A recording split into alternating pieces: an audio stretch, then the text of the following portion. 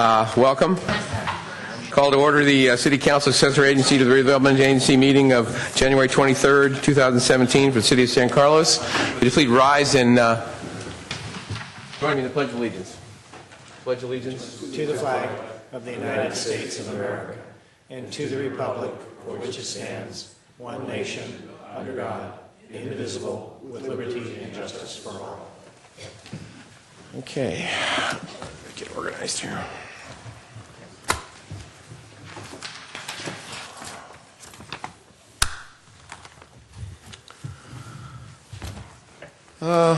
Mr. Malpe, changes to the order of the agenda? No changes from me this evening, Mr. Mayor, but we do have a request from the fire chief to move the fire item, which is 11B, up to right after the consent calendar, if that's okay with you. Is there any problem with that, gentlemen, on the dais? And now we'll do that. We'll move 11B to right after 7. Okay. Okay, any other changes? Report from closed session, Mr. Rubin? There's no report from closed session, Mr. Mayor. Okay. So we have a couple of presentations tonight. The first one is presentation of proclamation and a city coin to Betsy Snyder for her service on the San Mateo County Mosquito and Vector Control District Board. How many years? 12. 12 years, my lad. Do we have a microphone that I can steal?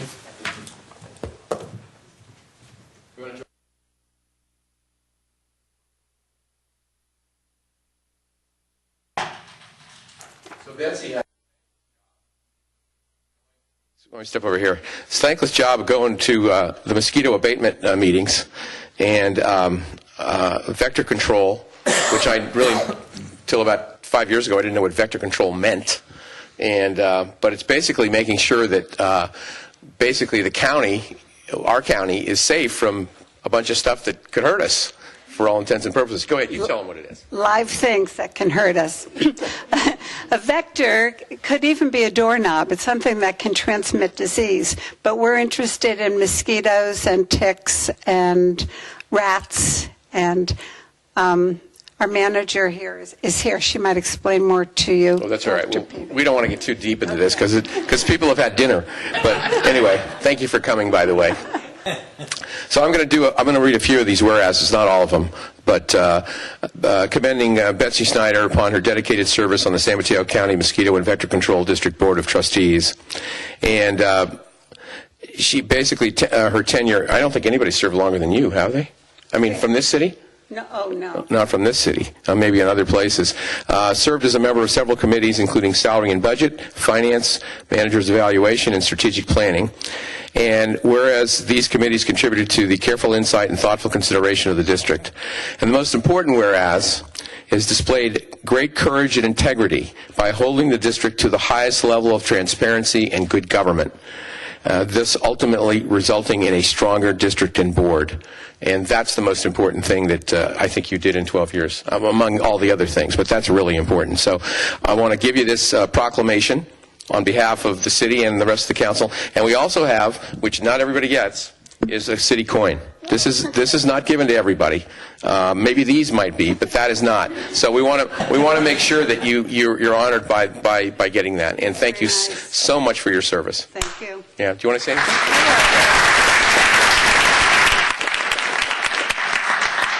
I would just like to say a couple of things. When my late husband, Jerry, would attend the mosquito vector control conferences, I did go with him. So I was pleased to be appointed to the board after he died in 2004. And I want to thank the City Council and also Andy Klein for supporting me through the embezzlement, the replacement of our manager, and several of our trustees. It was a very difficult time, particularly for me. Also, I want to say now the district is in very good hands, and we have complied with all of the recommendations from the grand jury. It's a very large board. It's 21 people. But I think that it is wise to keep it that size to have every city represented on the board. Great. Thank you so much. Thank you very much for your service.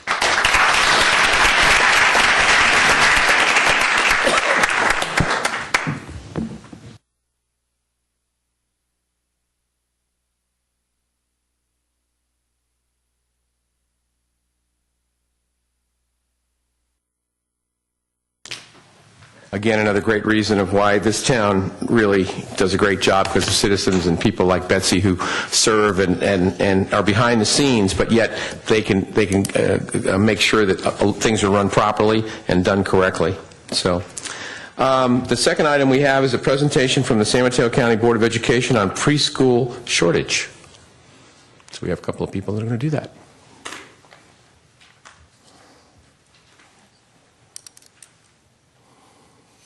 Welcome. Good evening, Mayor Gracili, Vice Mayor Grocott, members of the council, our city manager. Sorry, I'm used to. I don't know how you could confuse that, too. You don't look anything like. I didn't say county council. He's got dark hair. I'm Jean Marie Houston. I'm the Director of Early Learning Support Services at the San Mateo County Office of Education, and I'm joined this evening by Sarah Kinahan, who is a resident of San Carlos, a parent of 2 young children, and is a colleague and consultant on this topic. A few months ago, Sarah and I had the opportunity to meet council members Olbert and Johnson at the 2+2 meeting with Superintendent Baker at the San Carlos School District. And this resulted in an invitation to come this evening. We thank you for the opportunity to present on what is a growing part of the community recognizes this is a multi-sector problem that requires a multi-sector solution. So why are we here, and why is this important? The issue of childcare and early learning intersects with community development and the needs of San Carlos residents in several ways. First, it is a key part of community development and infrastructure. As the economy has improved, there is an increase in households with working families whose children, infant through school age, need childcare during some part of their days. 73% of families in San Mateo County have both parents in the workforce with young children, and 75% in the city of San Carlos. High-quality childcare and preschool conducted in appropriate facilities that meet the needs for children and those that work in those facilities is a critical support to all, but especially to working families. Second, an avalanche of studies have demonstrated that high-quality early learning, early childhood education experiences improve the school readiness of young children, allowing them to do better in school and support their success throughout life. Third, childcare and early learning programs are also a steady source of employment for workers in our community and a crucial support for the parents who use those services, and they contribute to the economic vitality of your community. Fortunately, our county government, our education leaders, and philanthropic organizations have recognized the nexus of early learning facilities to the elements that I just mentioned. They have commissioned a multi-part early learning facilities needs assessment to better understand and recommend solutions to address these shortages across the board. Sarah's going to present data from the county-wide and city-specific needs assessment. Just push that. Good evening. I have been participating as part of the advisory group that's been working with Breon Economics to develop and implement the countywide facilities needs assessment. And I'm going to go through the data fairly quickly, and then we'll be here if you have additional questions about any of the slides. So Breon Economics focused their study on infants, toddlers, and preschoolers, so children up until kindergarten entry. And they looked at children in families with working parents, and they came up with this supply gap countywide. So you can see that currently we have a shortfall of almost 11,000 spaces countywide for children 0 to 4. That continues to grow without any additional supply brought into the market to close to 14,000 spaces by 2025. Here in the city of San Carlos, which I am happy to call home, we have a shortfall for 121 spaces for infants and toddlers and 516 spaces for preschoolers ages 2 to 4. And again, that will continue to grow if we don't address the issue. And in fact, this doesn't take into account spaces that may have been recently lost. These were 2015 numbers that were used. When you look at San Carlos in relation to other cities, the gap is one of the largest. There are 6 cities that have gaps of 500 or more, and San Carlos is one of those. And a little bit about low-income families. I think that often maybe they don't get as much attention here in the city, but they do make up some percentage of the gap. So this study found that there are 242 approximately children from low-income working families in this city. And one thing about the city of San Carlos, there are no state or federally subsidized centers, unlike in some of the other cities on the peninsula. Part of the Brion study was to survey child care providers. They sent an online survey to center-based child care and preschool providers to gauge a number of things. One of the questions they asked was about their interest in expansion, and more than half of the providers countywide have an interest in expanding either at their current location or branching out to other locations. But what the study also found is there are a number of barriers that prevent this expansion. The number one barrier is just the difficulty of finding a site, followed up by lack of funding to assist these low-margin businesses with expansion, also difficulty of recruiting staff, and the number 4 most commonly cited barrier was planning, zoning, and permitting processes.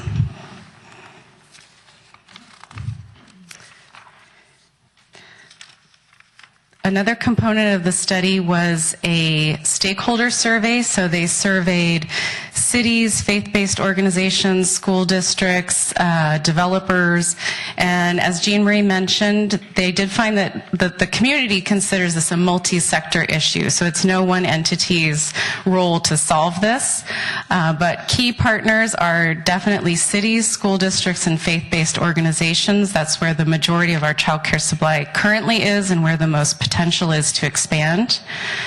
As part of that survey, the San Carlos School District did identify 2 potential sites where new child care preschool facilities could be located.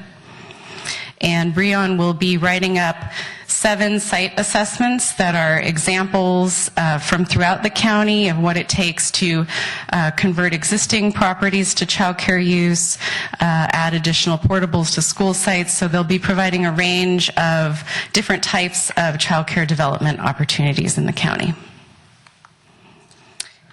I will turn it back to Jean Marie. So you've seen some data and heard some ideas about the scope of the issue and that cities have a crucial role to play in the solutions. So what might San Carlos do? You can review and update your zoning, permitting, and building codes as they reference both child care center-based programs as well as family child care homes, which are licensed by the state and operate in the residence of the person who provides the care. You can make sure that to the extent possible, your city is as supportive of child care providers' needs and address the solutions.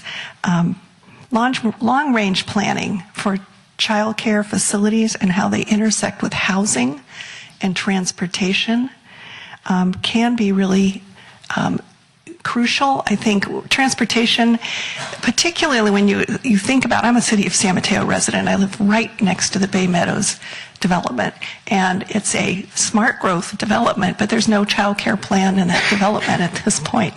And that probably was something that should have been done a long time ago as the plans were being developed, because as a transportation-oriented development, families have to get in their cars now and go find child care. So that sort of eliminates the point of not being in your cars. So thinking about how child care facility planning intersects with city long-range planning, transportation, housing development is a smart thing to do. To work with schools and faith-based organizations, find where they have opportunities to embed child care and support that, and for the city itself to consider leasing space to early learning operators in your own properties. There are a lot of cities in the county, across the state, and in the Bay Area that are models for this kind of work, and we'd be very happy to help share any information that you would request. So to learn more, you can read the reports that are listed here. There is a foundation, the Silicon Valley Community Foundation has an early learning facilities task force that will be coming up with recommendations in the next couple of months, and we'd be happy to share those with you. Also encourage you to attend a facilities summit that is being planned for later this year. Supervisor Dave Pine, the county superintendent of schools, the executive director of First Five, and others are involved in planning that. And please feel free to contact myself or Sarah or the Four C's of San Mateo County for additional information. Thank you very much, ladies. Questions from the dais? Any questions? Yes, Cameron? Thanks for the presentation. I appreciate you coming tonight. And as you mentioned, we had a chance to preview some of this information at the 2+2 meeting a few months ago. I'm the father of a 3-year-old preschooler, and I know how important preschool is. I also know that most of our preschools in San Carlos have long waiting lists, and it's a source of frustration and anxiety for a lot of people. I know there's a number of people here tonight who help kind of push this issue to the forefront, who we've met with. And I just want to express my appreciation for them doing so. This is kind of a question for you, and maybe a question to some of our community development staff that are in the audience. You mentioned zoning, permitting, building code as kind of the top recommendation. I just wondered if you could flesh out, if you could provide any more specifics, and to our staff, whether or not, in anticipation of this meeting, whether we've had a chance to look at our own code and whether or not we have any information about where there might be any gaps. Well, I know that maybe about a year ago, there was a family childcare that was looking to expand from small to large, and there were a number of issues that came up in that process, and I believe it has prompted some of the city staff to look at the regulations related to family childcare, but I'm not sure how far that's gone. So I don't know, Jeff or Al, whether we've looked at this yet, or whether this is something to look into in the future. Well, I would say that the staff is aware of some potential possible changes that could make could encourage more development of childcare in town. What we're really kind of looking for tonight as sort of a culmination of this would be that the council was interested in having staff bring some of those options back that we're already aware of. They're actually rather minor changes to the code, but they would have a real world impact. Well, I'll just say, my point of view is that the price of real estate is not going to get any cheaper, that these preschools are not necessarily big profit centers. Their ability to find spaces is a big struggle, as we know. We saw that with the Montessori school. So, I'll see if other people have questions. I, for one, would love to see us bring this back and look at some of the options. So. Okay. Mr. Grocott? Question/comment I have is your bullet points included faith-based organizations and I forget what the other one, schools. And I would think, and this is where it becomes a question for staff and a point for you ladies as you perhaps do presentations to other cities, I believe when we have major projects come before us, it's permissible, and perhaps this is something that if we go ahead with what Cameron was talking about, we have a presentation on.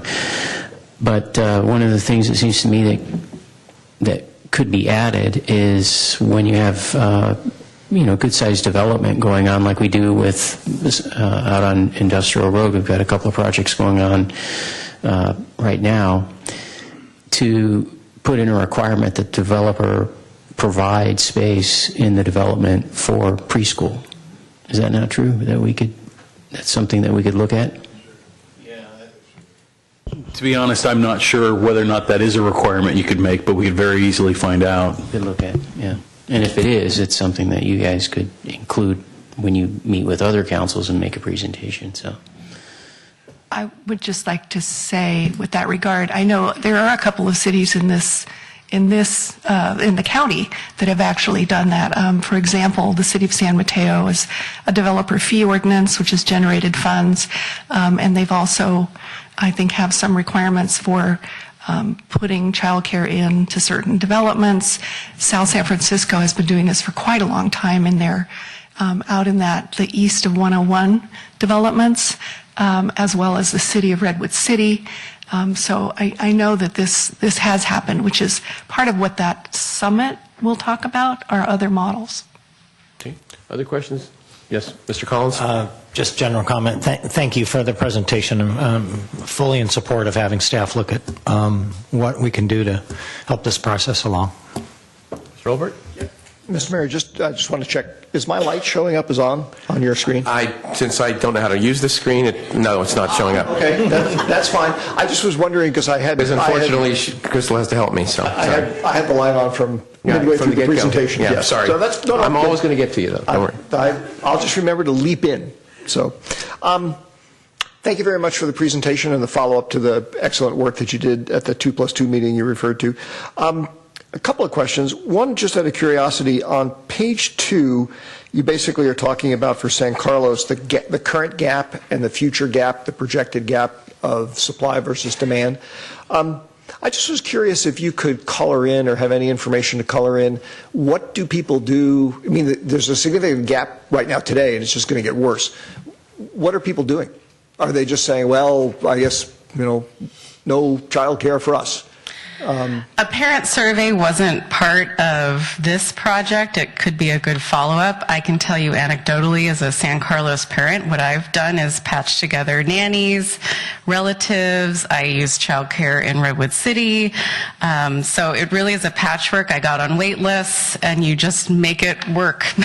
But it's a constant battle and churning of what's going to happen next week. And I'm sure there are other parents here that could talk to that. Thank you. Apropos of the comments that Cameron made earlier too, I would be very interested in seeing us take this topic up in more detail. In fact, it occurs to me that if my colleagues think this is a reasonable way to go, this almost sounds to me like something that we ought to ask staff to take back through the Planning Commission first, do some brainstorming. Not that staff can't do its own brainstorming, but just that'll provide the public an opportunity to provide more input, generate some more ideas, synthesize some stuff, and maybe bring us back some more clever things than we would come up with otherwise. That's what I'd like to see happen. But I definitely support however we do it moving forward with figuring out how to address this issue through our land use regulations. Okay. Well, thank you. Thank you very much, ladies. And I'm hoping we may see you at the summit if we don't see you before. Wonderful, thank you. I have some speaker cards tonight, folks that would like to speak. Just a moment, ma'am. I'll call your name. They're all in order, and we'll let you come up and speak. And if you haven't filled out a card, you certainly are allowed to speak also. We'd like to keep the comments to about 2 minutes. I'll call up the first couple of folks. Serena Lowe, did I say that right? Okay. Followed by Lorea Martinez. Like I said, we'd like to keep it to a couple of minutes if we can, please. Thank you. Thank you. Thank you, Mr. Mayor and the City Council members for allowing us the time to speak here today. This is a very timely presentation, obviously, with what our topic is on the San Carlos preschool shortage issue. I am a former Edison Montessori parent and a San Carlos resident since 2009. And as you may know, Edison Montessori lost their space last year, and a number of the parents had to find other preschools for solutions for our children. And as my partner Lori and I started looking into and understanding the issue and how this happened, that a school of 30 years with 96 students could be gone from our community. It was a huge, lovely resource for us. And so as we looked into it, we just spoke with a number of people. We actually happened to meet Jean-Marie and Sarah at the 2+2 meeting by coincidence. And so in parallel, we were working on a petition an online petition asking for the city and for the school district and planning department for a number of points: a revision to the land use policies, revision to the San Carlos School District current use of their existing areas, creating an ordinance of an impact fee, and creating partnerships with all these areas together. We've distributed packets, and on the left side is all the resources that we've gathered during our work, and on the right side is actually the results of the petition and the supporters that we had. We had about 263 signatures, 218 of which were San Carlos residents. And I wanted to highlight that there's comments in the online ones. You mentioned the question about what people are doing and some of the comments to address that. I wanted to highlight one of them where a parent said that for about 3 years now they've had to commute 40 minutes each way to take their child to preschool. And another child had to actually drive about an hour. A lot of the preschools have 1, 2, 3 year long wait lists, and so you basically have to sign up for preschool as soon as you conceive or have the baby. So we have a number of other speakers here that will be joining me to also give their stories as well. Okay, thank you very much. Thanks. All right. Loria Martinez, I'm sorry, there you are. Yeah. Followed by Ann Delio. Thank you. Good evening, council members. Loria Martinez. I've been working with Serena Lowe to put together this petition that we are presenting tonight, and we want to say that we are bringing you an issue. It's a concern in the community, but we are bringing solutions as well. We want to be part of the solution. So thinking about the short term, some things that San Carlos can do to address this issue is to look into reusing and redesignating existing space. So for example, we have a building in Loyola Park that is currently being used by the Parks and Rec department for preschool usage, but it's only a part-time program. Can that program increase in time and maybe increase in the number of students it serves? Second, can we remove the zoning and permitting barriers? Why did it take 1 year to Paragon Montessori to to get their city permit? That shouldn't happen when we know that this is a concern. Can we have more preschools on El Camino? Happy Campers open a second location. They changed the permit. That's impossible. Can we look at other locations along El Camino? And third, can we support private providers that are already ready to go, like Edison Montessori? They had a budget to either buy or remodel a location, and they couldn't find a site. Can the city support those private providers to find a location? But we also need to look at the long-term changes, because this problem is not going away. As you see by the data, this is going to stay. This problem is going to stay in the community. So some of the things that can be done is to incorporate childcare into that new development, and other cities have done that. So we need to be looking at those cities that are already ahead of us. Second, can we secure public financing for new childcare facilities? It's out there, we just need to go get it. And third, we need to include childcare into the city general planning, along with housing and transportation. So there are other cities like City of San Mateo, South San Francisco, Redwood City that are already doing some of these things, and we are behind. So we need to get busy and get it started, and we are here to help. Thank you. Thank you for your comments. Ann DeLeo, followed by Pranita Balbeck. Good evening. Thank you for the opportunity to let everyone speak tonight. I'm the director of Edison Montessori School. Have been for 21 years.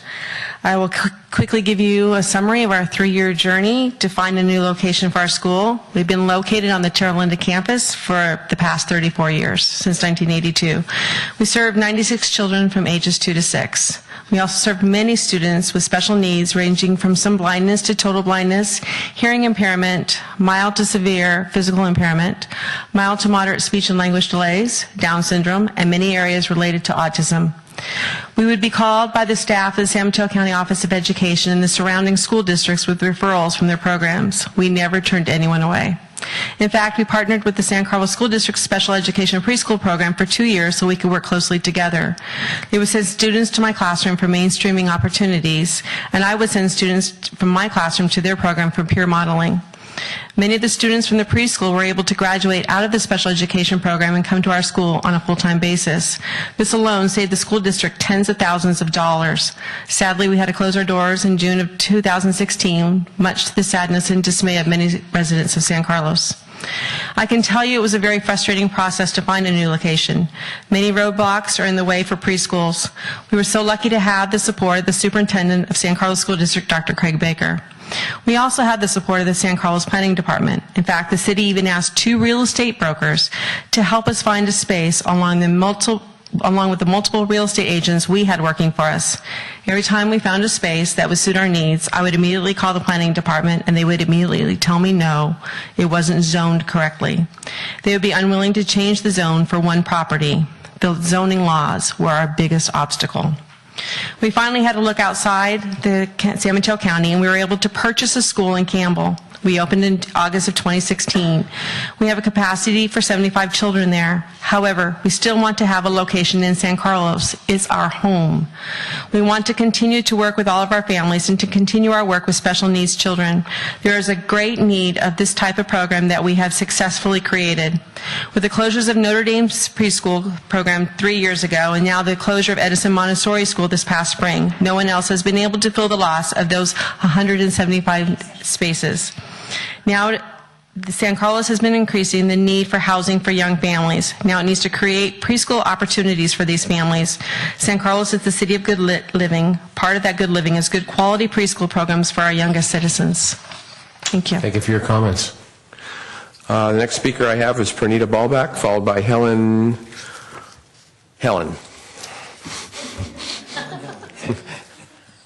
Hi, I'm Pernita Ballback. I own Paragon Montessori. A few years, we started in 2013, and in 2014 went from a small to a large. And so I applied for the zoning process, which was expensive. And we also, a part of the zoning laws was to go from a small to a large, you had to notify your neighbors within a 300-mile radius, which we did. 300 feet. Not 300 miles. Oh, sorry, 300 feet. 300 feet radius, which we did, which was our entire, we live in a cul-de-sac, which was our entire cul-de-sac. The preschool had been in existence for about a year, and we didn't hear our complaints. We had a meeting at our house because of the zoning, the 300 feet radius, to inform our neighbors, and at that point, we had about 30 neighbors in our doorstep asking questions, and at that meeting, they said that over their dead body, would they let us expand?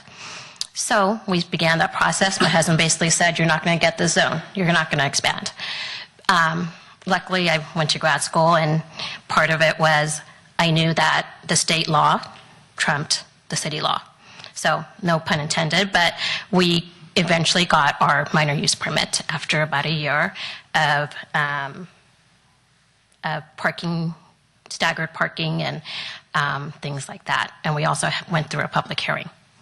Luckily, the neighbors didn't pursue a further, the next level, so we got our permit, and we now have 14 children, and we have our waiting list. We're starting to take kids at 2020 now, so our waiting list is huge, and we're ready to expand, but the expansion is hard to find. Okay. I'm sorry, you finished? Yes, I'm done. Okay, all right. Thank you for your comments. Helen, and I'm sorry, I'm not going to even attempt this. Steinbaum, okay. The Z threw me off. Thank you for listening to us and, Sure. For listening to the efforts of the ladies that so thoughtfully have been thinking about how to bring this to your attention. We are the owners of Wonder Years Preschools. We've been operating in the Bay Area since 1989. We initially opened the first school in San Carlos, and we still have it there. We operate, that's the only site we don't own the land.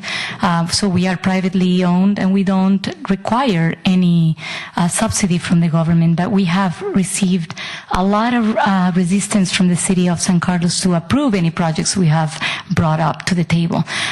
Particularly, I think about probably, we opened a school about 20 years ago in Cipriani, which was Belmont, and when we opened that one, we opened from a school district, and we were not able to operate for more than a year and a half because the district needed the space back for their own needs.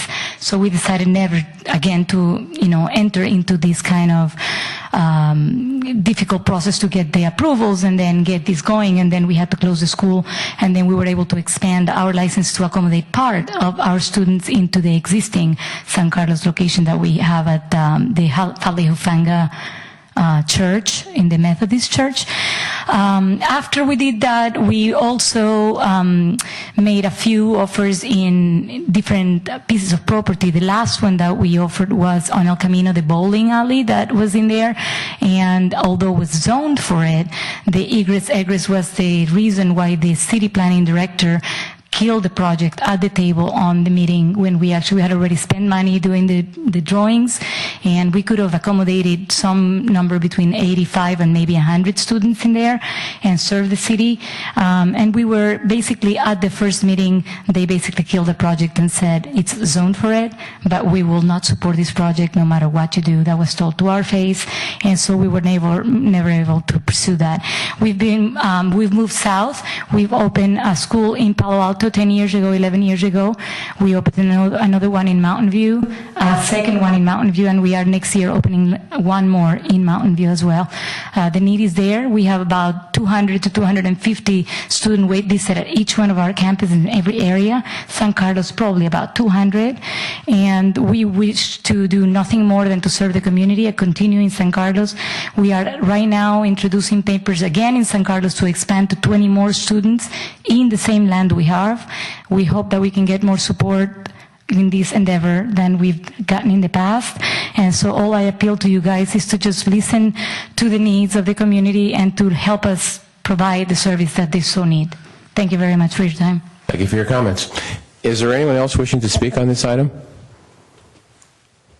Okay. I'd just like to make a comment. I mean, it's been said here a few times that we got turned down and this, that, and the other. And as the city manager said, government has all these rules, regulations, ordinances, variances, whatever it is.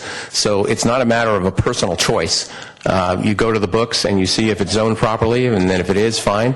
And if it needs a second or third access, sometimes the other departments like fire department get involved, police department get involved. There's all these rules. I know it's very difficult, but there are a lot of hurdles to do on any kind of construction. So I want to make sure everybody understands that we're not anti-anything in this town. It's just that sometimes certain situations come up and they don't meet the rules we have. And that's why we're here, and that's why the staff's going to bring us back some stuff that we can talk about and see if we can work out some compromises. Right? Okay? Through the chair? Yes. Thank you, Mr. Mayor. Jeff, or Al, just a quick question. Is there a way that somebody on staff could briefly summarize what the relevant rules are in San Carlos, the land use regulations governing preschool? Not tonight. You're not thinking about tonight, are you? Why not? Well, I don't know if it's a brief consultation. If it's too long, then don't do it. That's what I meant. Why don't we find out how long it is? Well, that's what I meant. Can you do it in 3 minutes? I'll give it a shot. Mayor and council members, so there are areas in our city that are zoned to allow for these types of uses, preschools and such. They're even allowed, as noted, in residential zone in homes. And as we heard about Paragon this evening, if you have a single-family home, you can have up to, I believe it's 14 kids. And state law says that you have to permit those in your community. And that is perhaps one of the best ways, I think, on a small scale to expand preschools in our community, although there is a good deal of pushback from neighboring issues. What we see is that it's very, very difficult for these businesses to find locations in commercially or multifamily zoned areas because it's just hard to find land to do it. And there's very limited land area on the peninsula if you think about our geography. So that's challenge number one. Rents are very high. So first they have to find a spot that's big enough and has the right size and has the parking and things like that. So there are lots of areas in our community that are allowed for that zoning. There may be some other problems, as was noted, about egress and things, but usually we can work those out. The other major difficulty that I see is in our community and others is in industrial zones. And what we have seen with a number of these, I think Montessori in particular, and I followed that case pretty closely, is that industrial zones are very attractive from a lease rate standpoint. They have lower lease rates, big spaces, lots of parking and things like that. However, the issue there is that many of these industrial spaces or lands are contaminated. And state law says that you can't have people who are considered by the state to be sensitive receptors, and that would be children and the elderly in these areas, because if there's a release of chemicals or, there's solvents that are used in many of these businesses and things like that, these people are more receptive to getting ill and or something worse. And so state law says that you should not zone to allow for preschools or sensitive receptor uses in industrial zones where you know that these kinds of materials are being used. So that's the big challenge that we see a lot of, and we've seen it for many, many years in two areas, which would be the preschools and education, and also faith-based land uses that, because of the cost, would like to go into these areas. You could, I think there's maybe some opportunities, as was discussed earlier, about putting these into newer developments in the industrial zones on the east side. And what I'm thinking about that is if you were able to clean a site on some of these big ones, I'll finish up right away. If you're able to clean the site or provide vapor barriers and things like that, there may be blockages or barriers to the environmental problems. So just in a nutshell, those are some of the issues and problems, and we'd be happy to bring back a more detailed study. Great. Thank you, Al.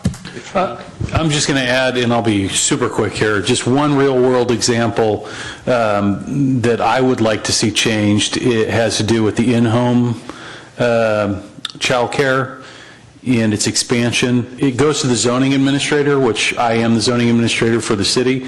There's a fee associated with that, and there's an expense associated with that. And to put it in terms that the council can remember from their past, it's a very similar process to when you guys are dealing with cell tower antennas.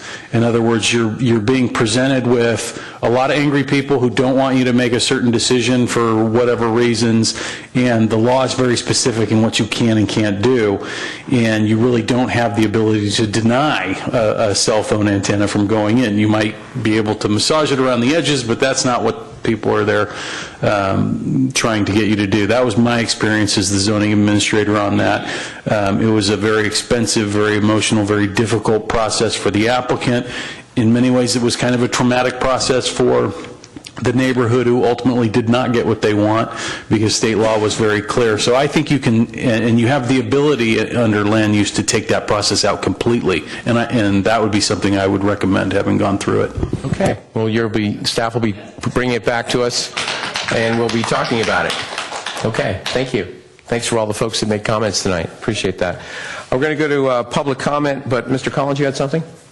No, I'm just going to wait till we get to the consent calendar. All right. Excuse me.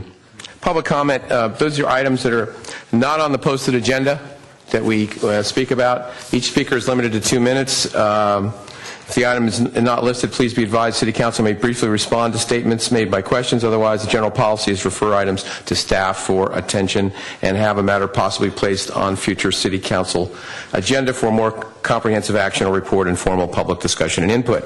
I just have one card right in here. It's Leslie D. Christopher.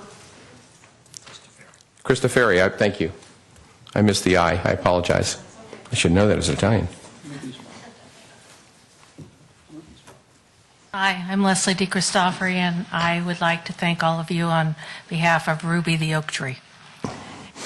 and we do appreciate all the residents rallying our support, as well as all of you and the Public Works, Mr. Walters, for doing a great job, and we saved her, and we're putting up new signage, thanking all of you, and we do really appreciate it.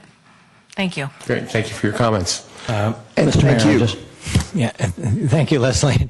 I just like to say I drove by it, and it looks beautiful. I think the city did a great job. The tree looks great, the street looks great, the sidewalk looks great, and all the rocks around it, and I think it was a very well done project. Anyway, Great. thank you for your patience, too. Okay, now, Mr. Collins, you had something. Well, I was just going to say, I was going to wait on a motion for the consent calendar just before we vote. I just want to make one quick comment. All right. So we've got the consent calendar, which is items that are considered to be routine and will be enacted by one motion. There'll be no separate discussion on these items unless members of the council, staff, or public request specific items to be removed for separate action. Is there anyone wishing to remove any item? Yes. Okay, Mr. Brokat? F and K. F And K. and K? Yeah. All right. Anyone else? All right, we're ready for a motion. Mr. Mayor, I move approval of the consent calendar minus items F and K. And I notice that I believe I need to read that we adopt ordinance number 1517, an ordinance of the City Council of the City of San Carlos, amending San Carlos Municipal Code sections 17.16.030 and 17.16.040, addressing minimum lot size for subdivisions in the RS6 single-family zoning district and flag lot subdivisions. Is there a second? A second. All right, it's been moved and seconded. Any further discussion on these items? Yes.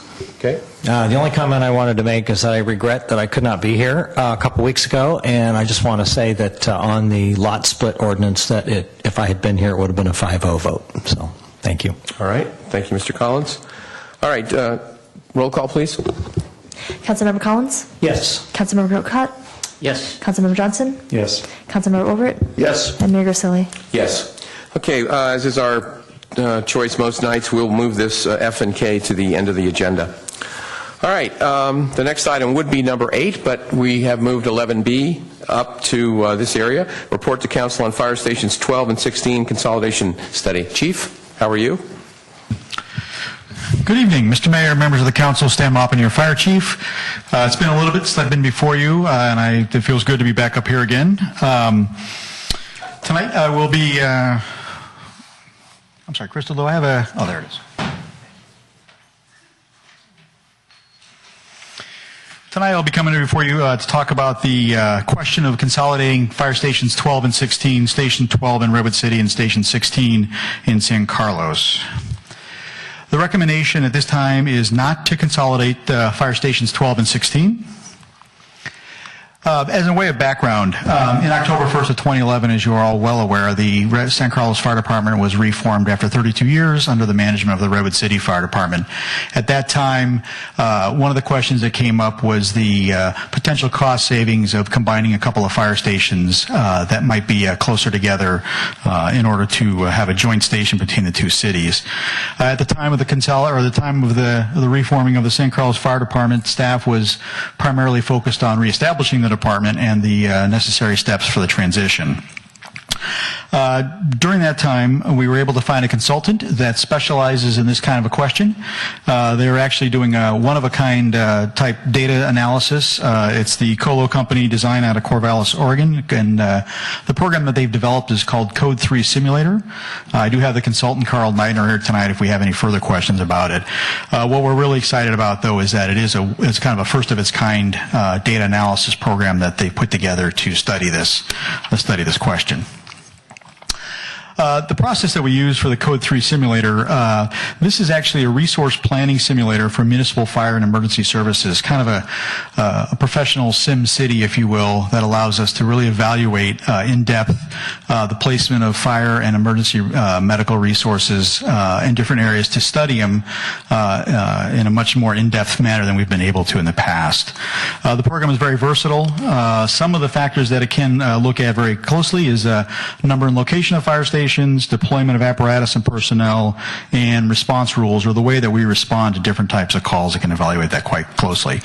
It does this based on actual call or incident history that we've experienced and is able to analyze that same scenarios by either moving fire stations or changing the deployment of apparatus or personnel. The data that was analyzed was the data from 2015, and we actually just literally this evening got the 2016 data compiled, and this also verified our findings.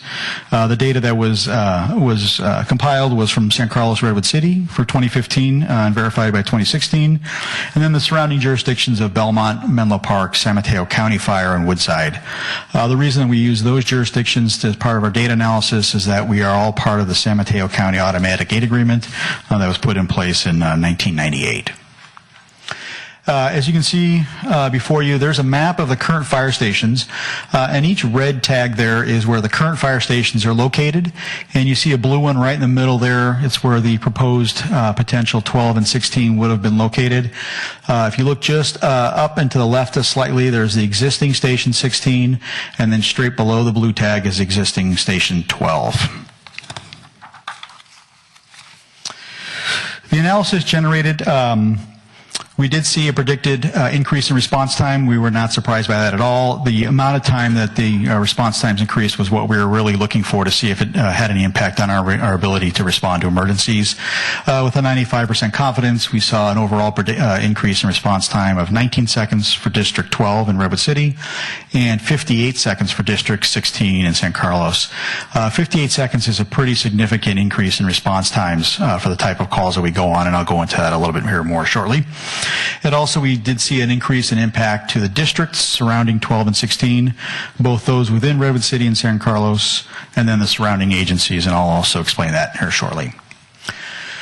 Why we all love to look at graphs on staff reports. This one is the two stations that you need to look. If you look on the bottom, Fire Station 12, the red whiskers are for the current operations, and then the blues are for the predicted under a consolidated station situation. Station 12, you see the increase from the red to the blue. With Station 16, again, the most important one, you see quite a large increase in response time between those two scenarios. The modeling criteria we used, we looked for a location that was equidistant between the two current stations, which put us at Alameda and Edgewood. Looking at the real estate around that location, to acquire some land in that area would have been extremely difficult, and so we were able to come with a less than a half-mile away location of Whipple and Upland in Redwood City. There's currently a county parking lot there that we thought had a decent chance if we did actually move forward with this.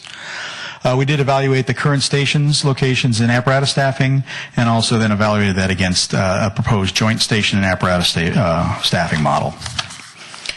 The areas that we were looking at and for consideration were response times, rate of fire growth, EMS response, effect on surrounding communities and jurisdictions, and then increased development. Under response time, the first item there, reaction time, is really out of all of our control in the sense that it's from the time that a person calls 911 and the dispatcher processes the calls and dispatches them out. And it's not entirely out of our control, but it is handled by a dispatch center that is contracted through the county. It's the driving time component of the response time that we are able to impact, and that encompasses all the areas that we drive to get to an incident, including traffic patterns and then vehicle capabilities, the size of the apparatus, and so on. And obviously, geographic location of a fire station plays a major role in that consideration. We did see an increase in automatic aid reliance, meaning we would be needing to rely on outside agencies more. Through the study, we discovered that San Mateo County Fire, which is Station 18 up by the Cordillera Center there on Edmonds, we saw a 39% increase in the number of responses into San Carlos and Redwood City from them. Corresponding Woodside 31% increase, and then Belmont a 1% increase. Response time and fire growth. Prior to 20 plus years ago, a flashover where a compartment in a building becomes entirely engulfed in fire would be delayed by about 27 to 29 minutes. In the current model of fuel, type of products that are inside of buildings now are mostly petroleum-based, plastic. The flashover times have decreased greatly down to 4 to 6 minutes from time of incipient phase of the fire. We found that when a fire is contained to a room or floor of origin, That usually occurs when response times are less than 5 minutes and fires contained to a building of origin when response time is less than 6 minutes. So our concern about a 58-second increase in response time is something we want to really be careful with. Emergency medical services, obviously the sooner we get intervention from EMS, whether it's a paramedic or an EMT, the increases the rate of survivability. And the three general areas that we looked at were heart attacks, full arrests, and stroke. The other factor that came into play here was the increased development environment that we are all experiencing now. The proposed new station location would move actually resources away from where the current development trends are. If you see on the heat map right there, we see station 13 with a red dot. That indicates a high call volume and a high concentration of calls. You see station 16 existing would move south and actually away from the development that is occurring in the downtown area on the east side of San Carlos. That we see an increased demand on Station 13, which would indicate an increased reliance on Station 16's response times. And we felt that moving it further south away from where the development's occurring would be not in our best interests. I'm open for questions. Okay. Questions for Chief? Mr. Olbert? Thank you, Mr. Mayor. Thank you, Chief. Good presentation as always. Some basic questions, though. If you can go back to start with your graph, which of the predicted average response time by district model overall, which I think nicely summarized the shift that you're basically warning us about that would happen from consolidation. How do not looking at these particular stations, but how do these response times compare to averages, I guess probably across the state? When you were quoting some of the statistics later on in your presentation about why you're concerned about an X minutes versus Y minutes, what are the average response times in the state? Average response times in the states, that's a hard variable to look at because of the different geography throughout the state. You've got the different environments, suburban, urban, rural. There's really no set state standard for response times.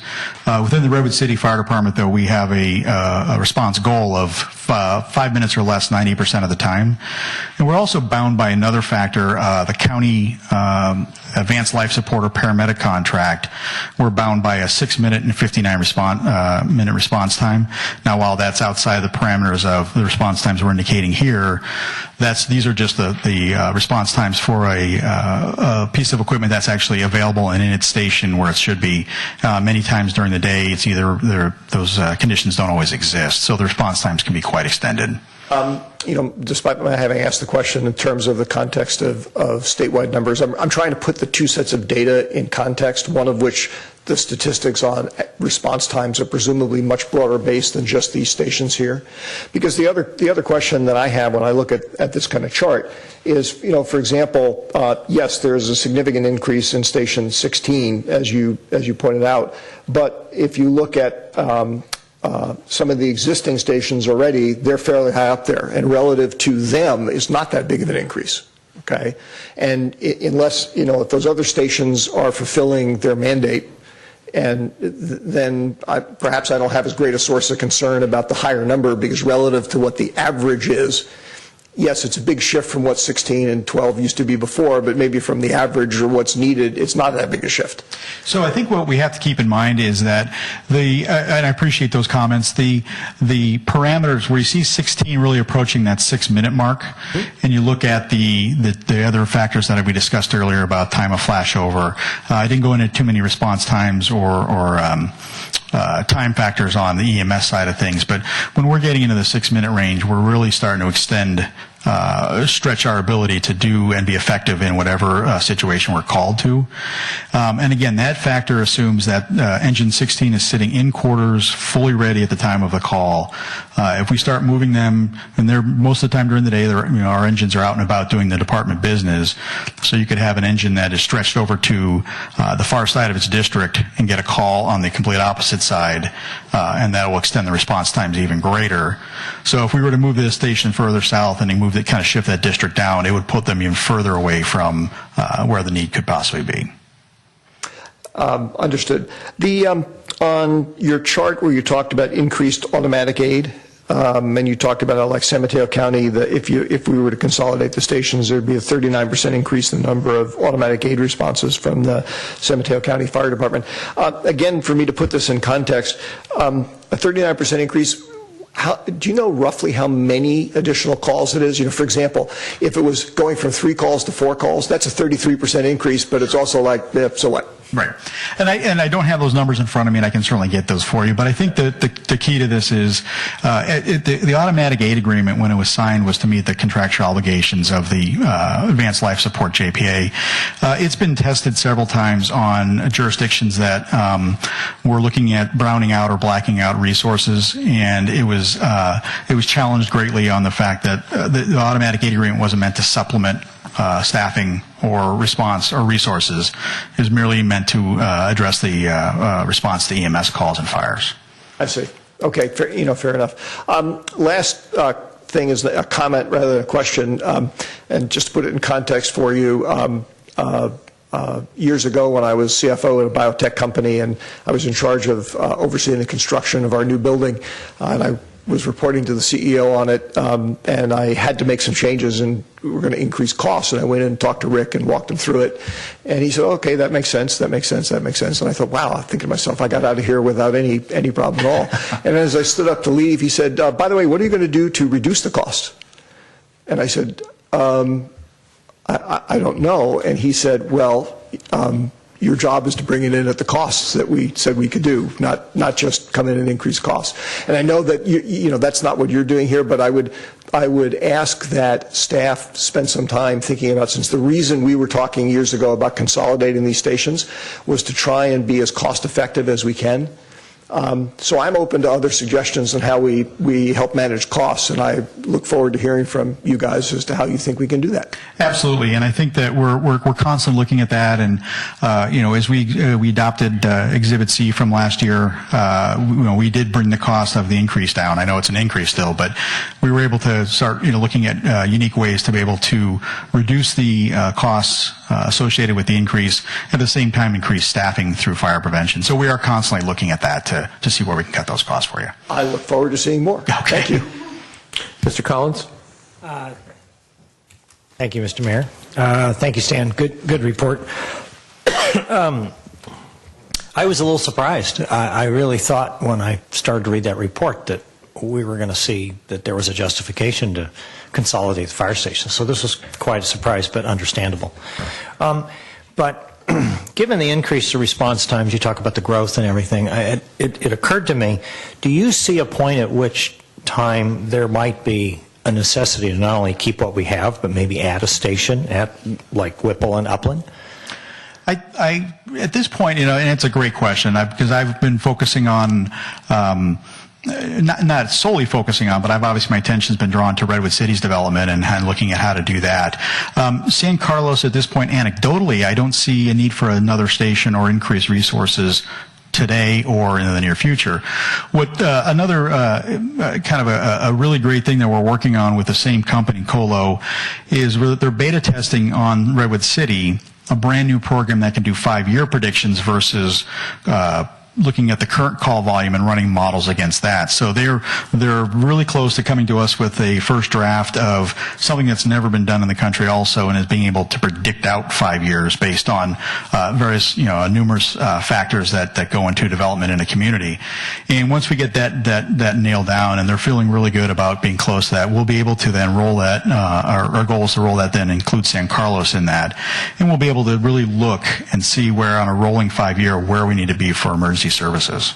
Okay. And then the other question I had was, there's the mention at the beginning under the fiscal implications is the cost of rebuilding Station 16. So it wasn't touched on much here, but obviously because that station is grossly outdated, there's now going to be a consideration or more of a focus, I would assume, on rebuilding that station. And yes, yeah. Given that that's a situation, Would you be looking to add any more capacity to that station? I realize that there's a small piece of real estate there. Yeah.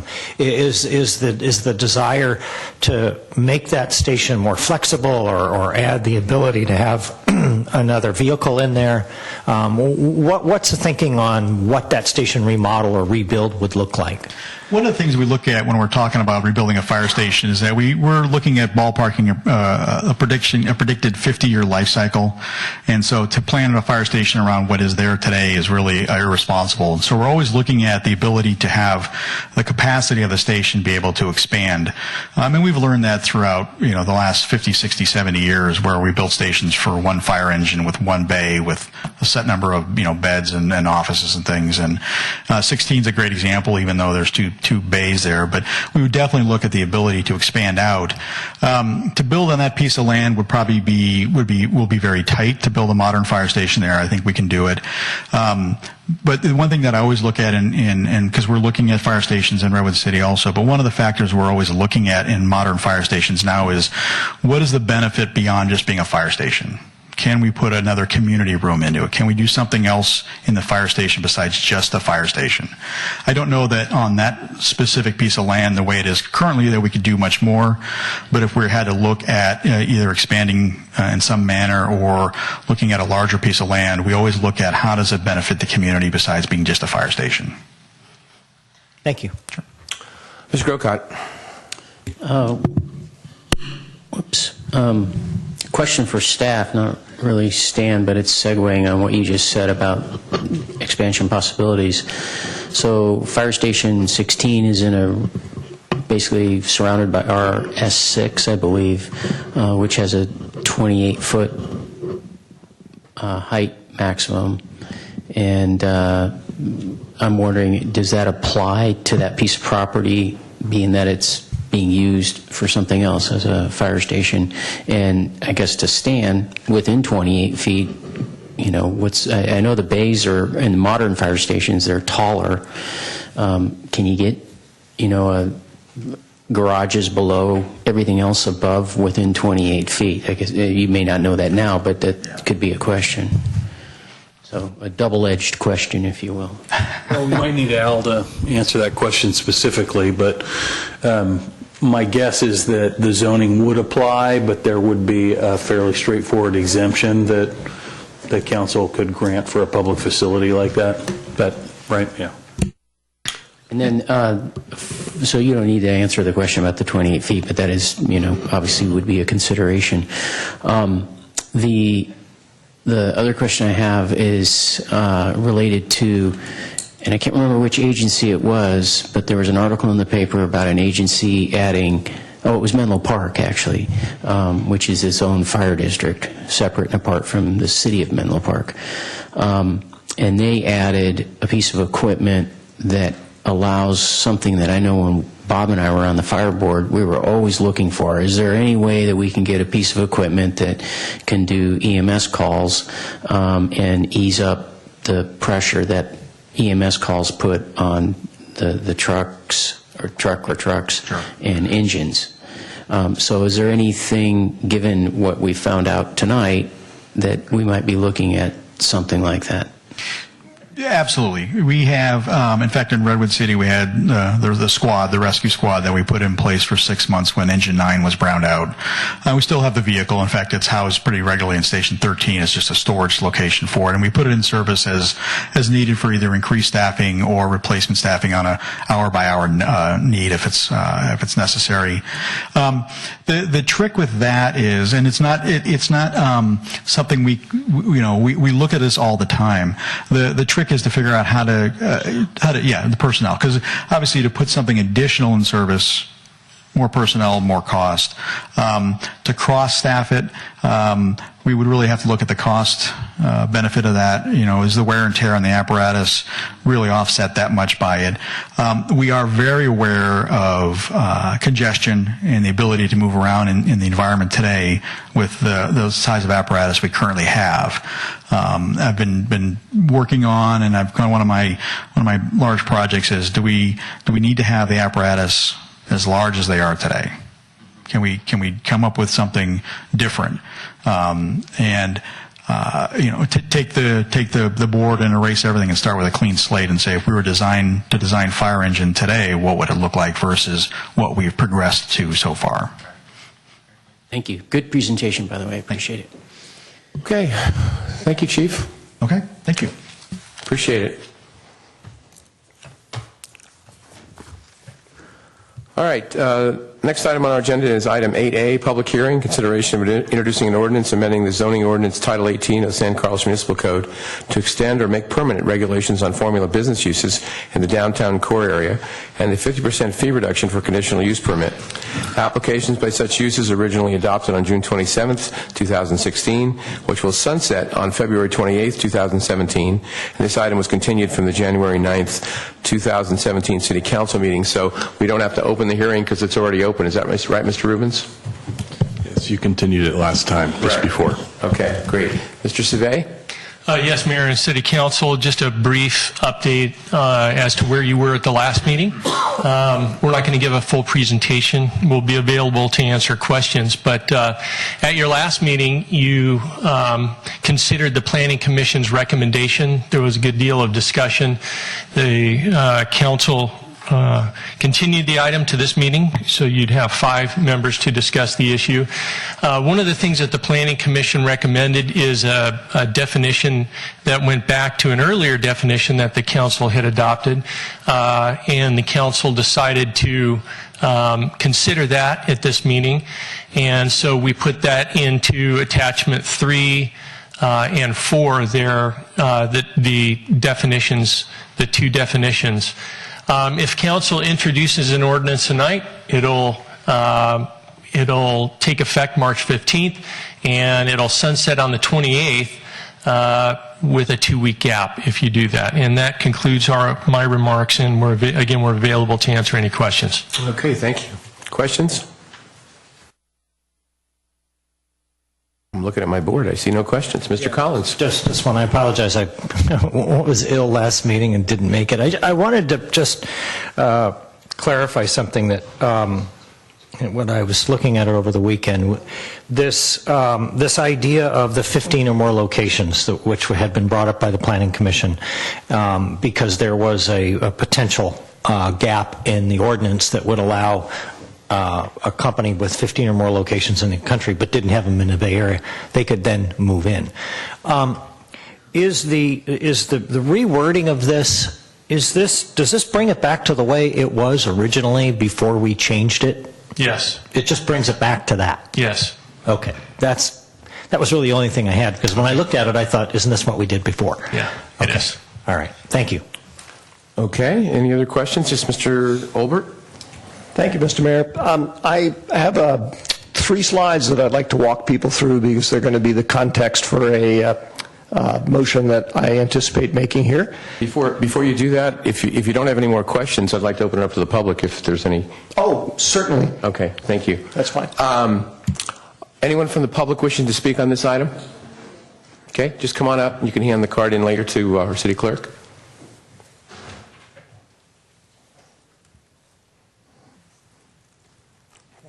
Thank you. Go ahead. I just wanted to say, I was just concerned about what was going to happen if this ordinance expires without something in its place.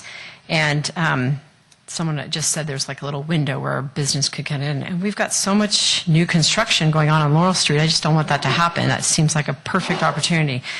And given the concerns of the council last meeting, I was unsure why the verbiage hasn't been changed or introduced into this. Why is it still why are we going back and forth? Why aren't we adding some things that Mr. Olbert said last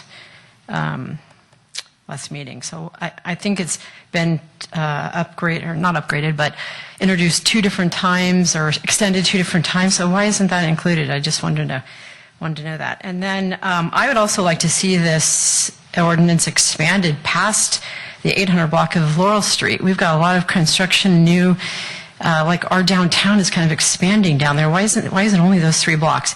And also San Carlos Avenue. Now we've got all those restaurants and a whole new bit of construction going on. why isn't this ordinance, and that's kind of all our downtown, not just that one little 3-block strip. Okay, and then the other thing is, can't you pass this one, just extend this with an option to change the verbiage and introduce that so there's no gap? Thank you. I'm sorry, are you finished? Okay. Yeah. I was going to say, so we can change a lot of the verbiage and the ordinance and change a lot of the things. There's still going to be a possible gap, but if I could talk to staff, if staff would nod, I believe that even if someone came in like the day after, or maybe you could tell me, there's no way, it's even if someone came in, there's not like an opening there because it wouldn't be processed. I mean, it can't be processed fast enough, so to speak, in 2 weeks. Yeah, there actually is a very small opening right now, and there's nothing they can do tonight to change that. That's just already happened. But it would, you're right, the application would have to be deemed complete. So if it came in the door totally complete, then there'd be a gap. That's pretty unusual, but it's still possible. Yeah, it's possible. But I don't think they're lined up out there. At least I don't think so. But anyway, but we can change some of the wording and the verbiage and stuff on some of this. It's not, sure, thank you. Any other folks from the public wishing to speak on this item? If not, I'll introduce a motion, or have a motion introduced to close the public hearing. So moved. Second. Moved and seconded to close the public hearing. Roll call. Councilmember Collins? Yes. Councilmember Grocott? Yes. Councilmember Johnson? Yes. Councilmember Obert? Yes. And Mayor Grisilli? Yes. Mr. Olbert. Thank you. Mr. Mayor, Crystal, if you'd fire that up. Sure. Oh, my nemesis. I have to try and figure out how to use this thing. Want me to help you? Actually, yes. I'll tell you whatever help I can get. Oh, I'm sorry. It's all a race now. What happened? I'm sorry. Did I? Oh, no. Oh, God. That would make it go faster. Following along with what Al did, I'm not going to repeat all the comments that I made last time because there's a new thing that I want to introduce. But just by way of quick background, as you all know, I believe, and as I explained last time, I think the anti-chain store ordinance is very flawed. It hasn't kept businesses from having to relocate, even though it's been in effect for a year. It doesn't address the real issues, a number of which I touched on last time. And frankly, the other thing is it flies in the face of decades of San Carlos experience about how you generate and maintain a good downtown. We never had a rule like this, and yet we have a downtown that's the envy of many communities. But after listening to the discussion that went back and forth, particularly between Cameron and Matt last time, it occurred to me that I think actually there is a way to meet most of the desires that I heard people say they wanted in a different approach. Keep what works, which is our existing regulatory environment. Keep the playing field level, which is a point that Matt made many times and I think is an excellent one. Give the community a chance to voice its concerns so they can be addressed. And reduce or eliminate the surprise factor. And by that I mean the issue of people don't know what new businesses are coming to town. But the third point there is really the important one, which is to give the community a chance to voice their concerns. So here's my idea. That what we do is we make a small tweak to our rules and we require that new businesses must hold in that designated area of downtown, not just throughout the entire town. New businesses in the downtown core must hold a public open house. That's to introduce themselves to the public and to address community concerns as community members may come there. The example that comes to mind here, folks, is there was at one point a Jamba Juice was going to open in the downtown core. That's since gone by the wayside. But I am quite confident that there would be plenty of people who would come forward both in favor of it but would be concerned about crowds of kids milling about or litter or whatever. And to have an opportunity for the public to raise those concerns and questions and get them answered and get commitments made, I think is a key thing. It wouldn't be a condition to open your business, which is what the anti-chain store ordinance sort of is now. We have to go through this process. But it would be a condition for continued operation. There'd be somebody from city staff that would be there to explain how complaints down the road could be addressed and offer advice on how to report problems and make sure that whatever follow-up needs to take place takes place. To me, this kind of approach, as opposed to the anti-chain store ordinance, gives the community a chance to raise the concerns so they can be addressed by those who know it best, the business owner, the property owner, or the city. We all know from our experience here that an awful lot of getting acceptance in the community for change is not about denying change, but it's about giving people an opportunity to be heard and giving people an opportunity to have their legitimate questions answered. The idea here treats all businesses the same. It doesn't matter what your ownership model is. It just says if you're a new business, you're a new business. You have to introduce yourself to us. It does impose a very small burden, a modest burden on the business owner. But on the other hand, this is also an open house. It gives the business an opportunity to introduce themselves. I believe it preserves what has worked so well for our downtown, which is not having this kind of anti-chain store rule, but instead augments it a little bit to reduce the surprise factor. And it also doesn't get in the way of further council discussions. There are things this doesn't touch on, like look and feel. And as you know from the many times I've said this, I'm happy to see us discuss look and feel ordinances because I think that actually would be a more significant and useful approach. So that's my idea. Okay, thank you, Mr. Olbert. Mr. Mayor? Yes, sir, Mr. Johnson. I'd like to move to introduce ordinance number 1518. 1518, an ordinance of the City Council of the City of San Carlos amending the zoning ordinance, Title 18 of the San Carlos Municipal Code, to make permanent regulations on formula business uses in the downtown core area, and the 50% fee reduction for the conditional use permit applications by such uses set to expire on February 28th, 2017, with 15 or more locations in the United States. Is there a second? Second. Okay, it's moved and seconded. This is the B one, or the bottom one? Yeah, the bottom one with the Planning Commission recommendation. Okay. All right, so there's a motion on the floor. Discussion? Okay, well, I'll discuss if no one wants to discuss. I've thought about this a lot, and there's just not a line of people out there that I see, and I just think this is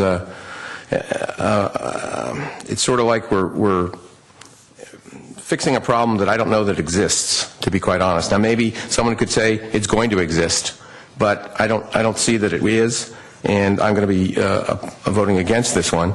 And Mr. Olbert, I appreciate, some of those things are very unusual, but innovative on yours. I'm not overwhelmed to, again, have businesses have to have an open house as someone else would do. So anyway, my comment is I'm going to be opposing this item because I think we're doing quite well where we are, and I don't think we need more government regulation in this area. Mr. Mayor? Sure. And I spoke at length the last meeting. I'll make my comments brief, but overall, I agree with the one thing Mark said, which is that we have a great downtown. And that downtown is defined, or at least the sense of place is defined by a unique mix of locally owned small businesses. We're at a moment where there's tremendous change happening all over. And the one thing that I do disagree with Mark is that I don't think there is a level playing field. I think a chain store that has many locations all over the United States has a significant advantage when looking at a new space. They have built-in brand recognition. They have the opportunity to lose money on a particular location for a long time that a small business owner does not. And I think it would be a shame if Laurel Street turned into Jamba Juice, Chipotle, Subway, Round Table, et cetera, et cetera. I think we would lose a sense of who we are, our community, and a connection to the local merchants who know us. And so this is a lightweight regulation that's been worked in a lot of other cities. It just gives the public an opportunity to have a say. We've had this on the books for a year. It hasn't had a negative impact. We have rents rising. We have a lot of construction downtown, and I'm deeply concerned that the end result of that is that we're going to have a big kind of loss of character and charm for downtown. That's why I've proposed it. That's why I've championed it. And I hope that we can make it permanent. And it's one of those things that if it doesn't work, if we're finding that, hey, there's a lot of empty storefronts downtown, we can always come back and modify it. But if we don't take this action and we do see a big radical change in downtown, we have no power to go back and say, dear Mr. Chipotle, will you please leave? We're kind of stuck with the way things are, and I think that would be a shame. So. All right. Thank you for your comments. Mr. Collins first. Thank you, Mr. Mayor. Just first off, I want to let the speaker know that this would have been voted on the last meeting, but I was ill and I couldn't make it. And so had I been here and had I voted, that 2-week gap would not be occurring. So if you want to blame it on anybody on that 2-week gap, you can blame it on me.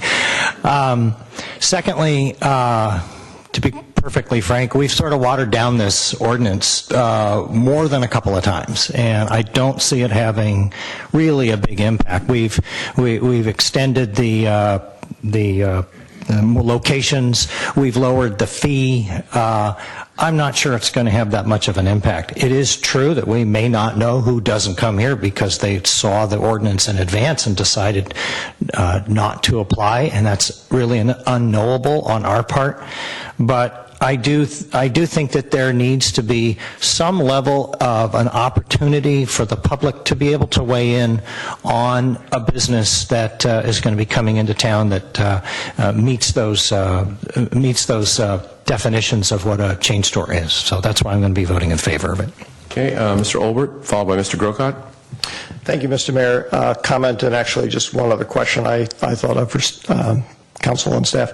I understand the motivation behind this. You know, as I said last time, I think that the inherent promises being offered in people or read into this in people's minds are actually not going to be satisfied. You know, to some of the comments that get made frequently about giving people a chance to weigh in on the businesses that operate in downtown, they already do. It's called not patronizing them. I know of a number of businesses in downtown, some chains, some not, that have opened, I'm sure you do too, have opened and closed.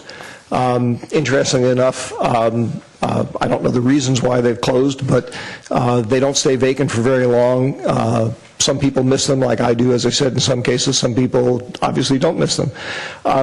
To me, this is an unnecessary overreach of government authority, and it actually, as I said, promises things that it is incapable of delivering. So I will be voting against it. The question I had is, at the last meeting, there was some discussion between Cameron and Matt that you guys are going to be discussing stuff between that meeting and this, and I just was curious if, since nothing has changed here, did you have those discussions or not? I did not speak to Matt between this meeting and the last one. Okay, I just was curious, as I said, because I didn't see any change, and I thought maybe that would have been a factor of it. Thank you very much, Mr. Mayor. Okay, Mr. Grocott, comments or anything else? I had some, but it appears, based on what Ron's comments were, he did review the video of the last meeting, so I don't need to repeat myself. Oh, you watched it live, too? Watched Okay, it live. very good. Right. Okay. What a guy. My sick bed. You didn't make you sick? Or, that's good. I was already sick. All right, any other comments? If not, I'll call for Crystal to call the roll, please. Councilmember Collins? Yes. Councilmember Grocott? Yes. Councilmember Johnson? Yes. Councilmember Olbert? No. Mayor Grisilli? No.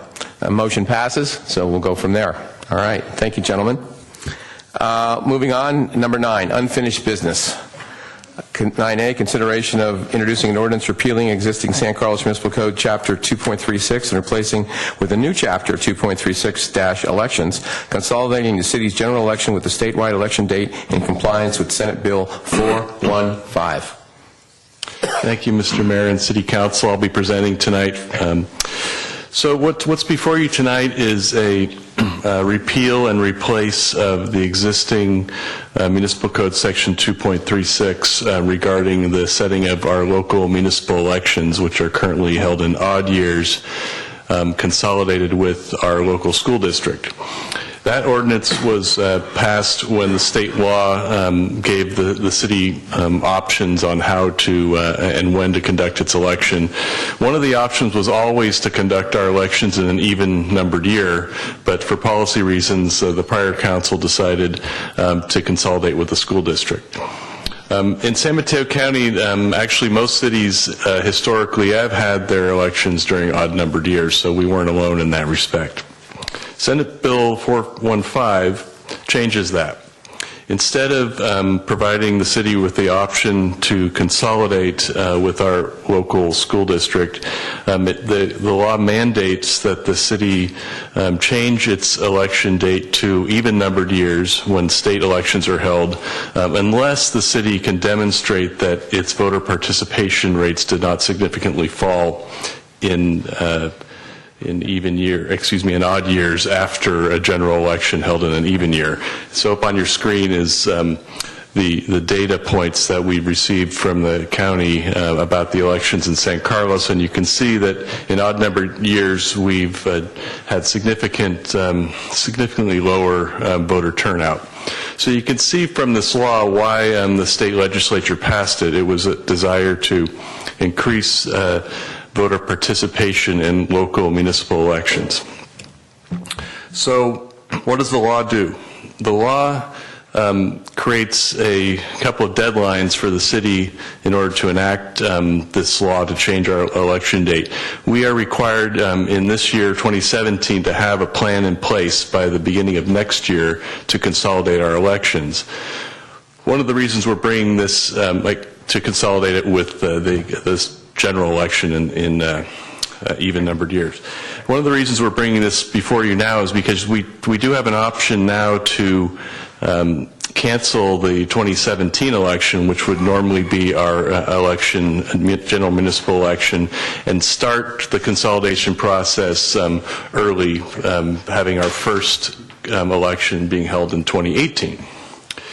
But because of the way the legislature enacted the law, we just have to come up with a plan to consolidate during 2017. We do not have to actually have our first consolidated election until no later than November 8th, 2022. So it could actually be postponed for several election cycles.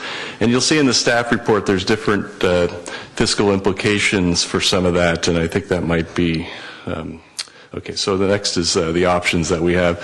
So that on your screen is the four options that staff believes could be achieved and comply with the state law. The first option is to move the 27 election to 2018 and the 2019 election to 2020 for regular four-year terms. What that would do would have the effect of extending some council members' terms to 5 years by adding one term. Now that's allowed under current state law. You can increase or shorten a term by up to 1 year when changing your election date. Option two would hold the elections in 2017 and 2019 for 3-year terms. That would also comply with the law. It would just shorten the terms for the elections held on those dates.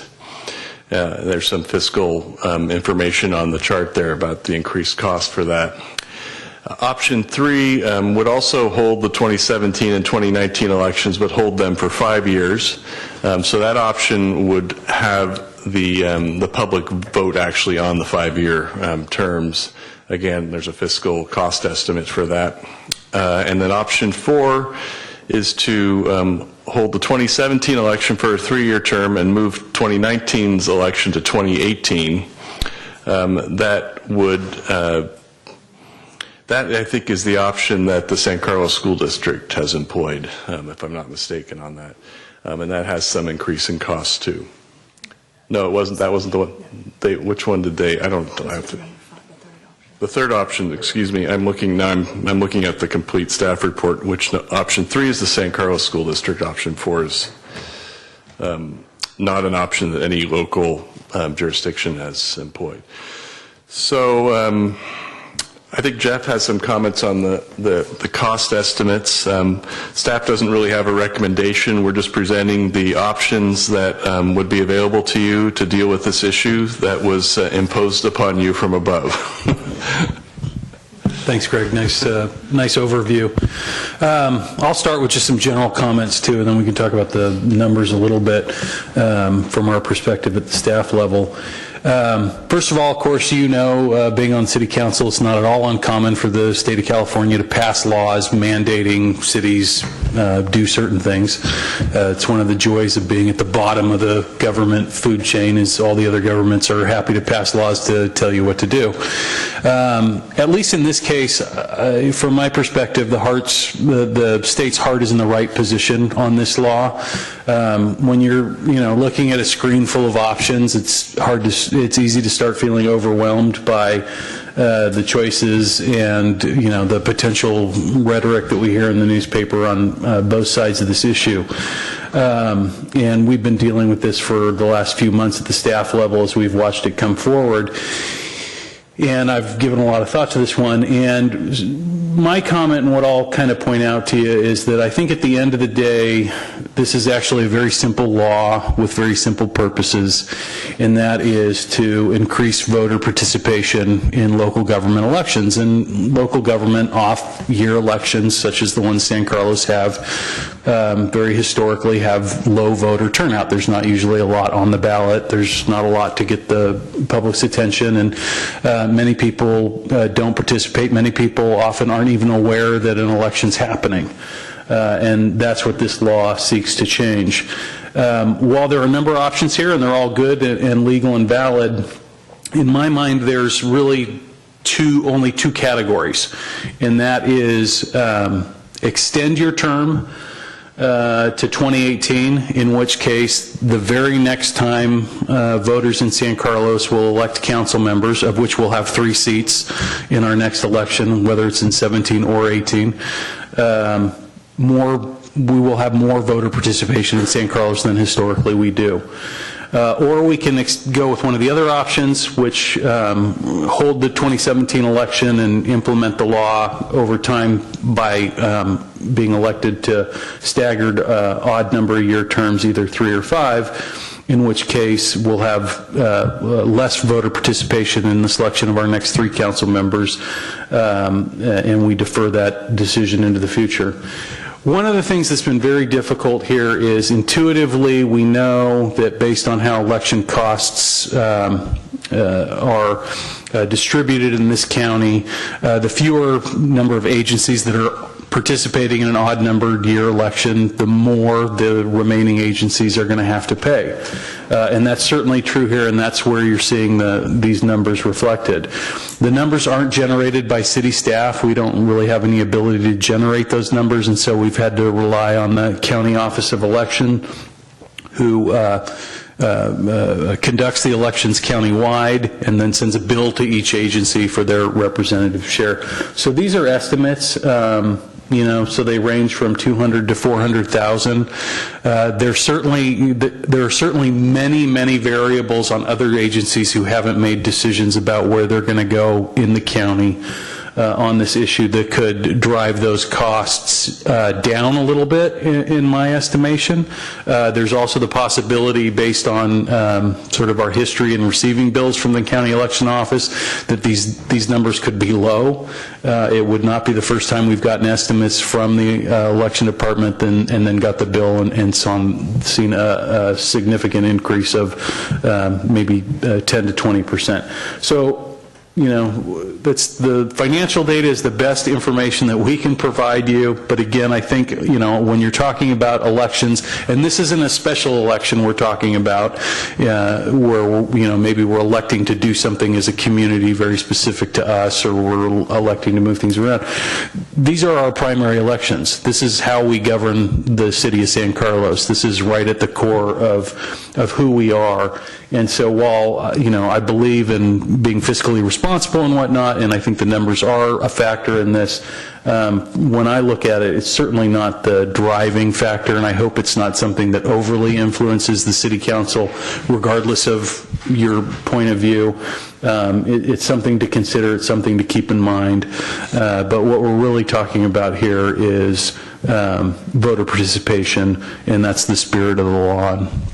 I just wanted to make sure that we went into this with the right spirit as a community, because we've seen in some other communities this issue actually turned into a negative, and I think this is actually a very positive moment for our democracy here in this county. Okay, thank you, Mr. Malpe. Comments, questions, or not comments? Questions, not comments. Questions, Mr. Collins. Just a quick question of, Sorry. Jeff, you said that there's a possibility that these numbers could be high or low. Is that correct? What would make them low? What would make them low? A whole number of factors that mostly would have to do with the actual costs that the county incurs holding elections. So we wouldn't, we don't make those expenditures. Those aren't our costs. They're not our employees, how many people we're hiring. So we really have no way to estimate that. We just know from the many past elections that have happened in San Carlos, on occasion when we get estimates from the county in terms of what the next election is likely going to cost us, and we put that number into the budget, it isn't always the top number. It can be on occasion low. Mr. Malpe, if I could, and correct me if I'm wrong, but some of the variables could be how many jurisdictions are having elections that day. Right. And secondly, if it's a mail-in ballot as opposed to a regular one, that could both those Yeah, could and lower I those. think that's the other side to the coin of the question that Councilmember Collins asked. That would be, what would make these numbers high? And if there's, if there are more agencies participating in a 17 and 19 election than what the county is using in their estimates right now, or if you do, like you say, a mail ballot or other things, you could actually drive these numbers down. But again, those aren't decisions that the council or the city really has the ability to influence. All right. And so the converse is true, as you just said, what would make the number go down? Okay. Thank you. Okay. Mr. Grocott and Mr. Olbert. So trying to put this in context a little bit, when we did the Black Mountain issue and we put that on the ballot, how much did that cost, soup to nuts, from starting with research and then actual cost of putting it on the ballot? Oh, you're talking about like creating an actual ballot initiative like we did, or just the cost of the election? We hired a consultant to look at the issue, to give council advice on whether or not to even put it on the ballot, and then we put it on the ballot, and so that must have cost us something as well. Yeah, I don't have that number fixed in my head anymore, but it was definitely in the hundreds of thousands of dollars. Yeah. I don't believe there were other costs, in terms of putting out informational material, so I would kind of estimate the cost of creating the ballot initiative and putting it on the ballot to maybe be $250,000. Okay. Thank you. Mr. Olbert? Thank you, Mr. Mayor. Jeff, I'm sorry if I missed the answer to this in your commentary, which I thought was very good, by the way.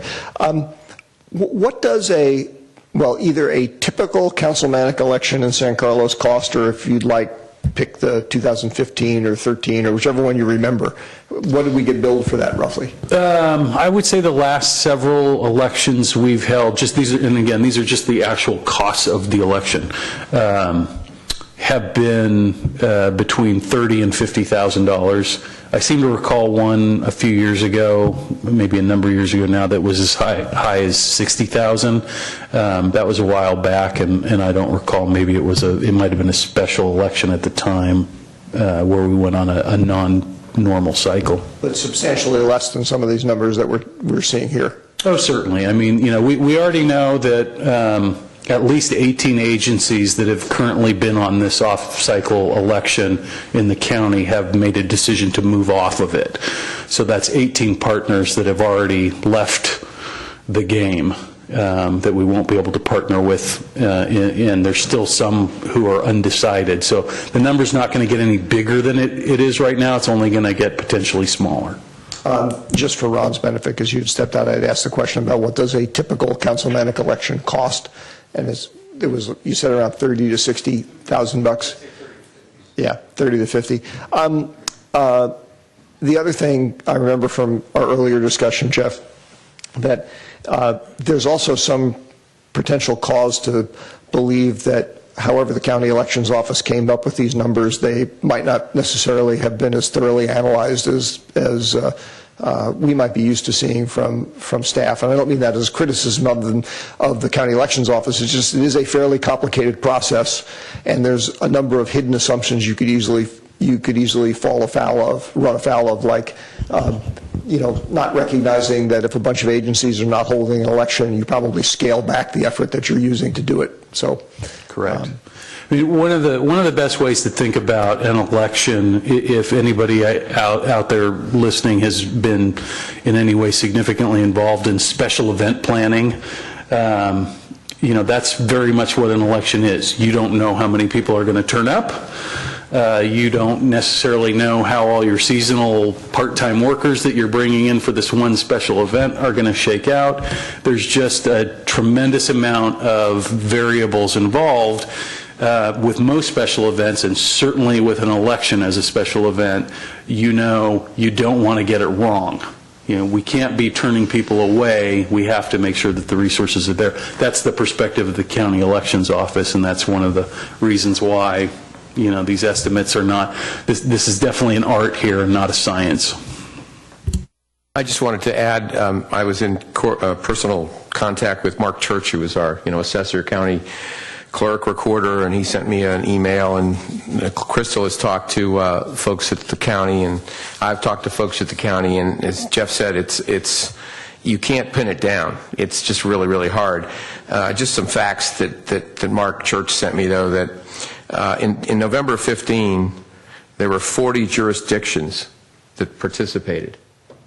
At this point, as far as I know, for a 17 election, and again, not everyone has voted yet, because I know Redwood City is discussing it tonight, the San Carlos School District, San Mateo, and Burlingame, correct me if I'm wrong, are the only ones that I know about right now that are going to have an election in November of 17.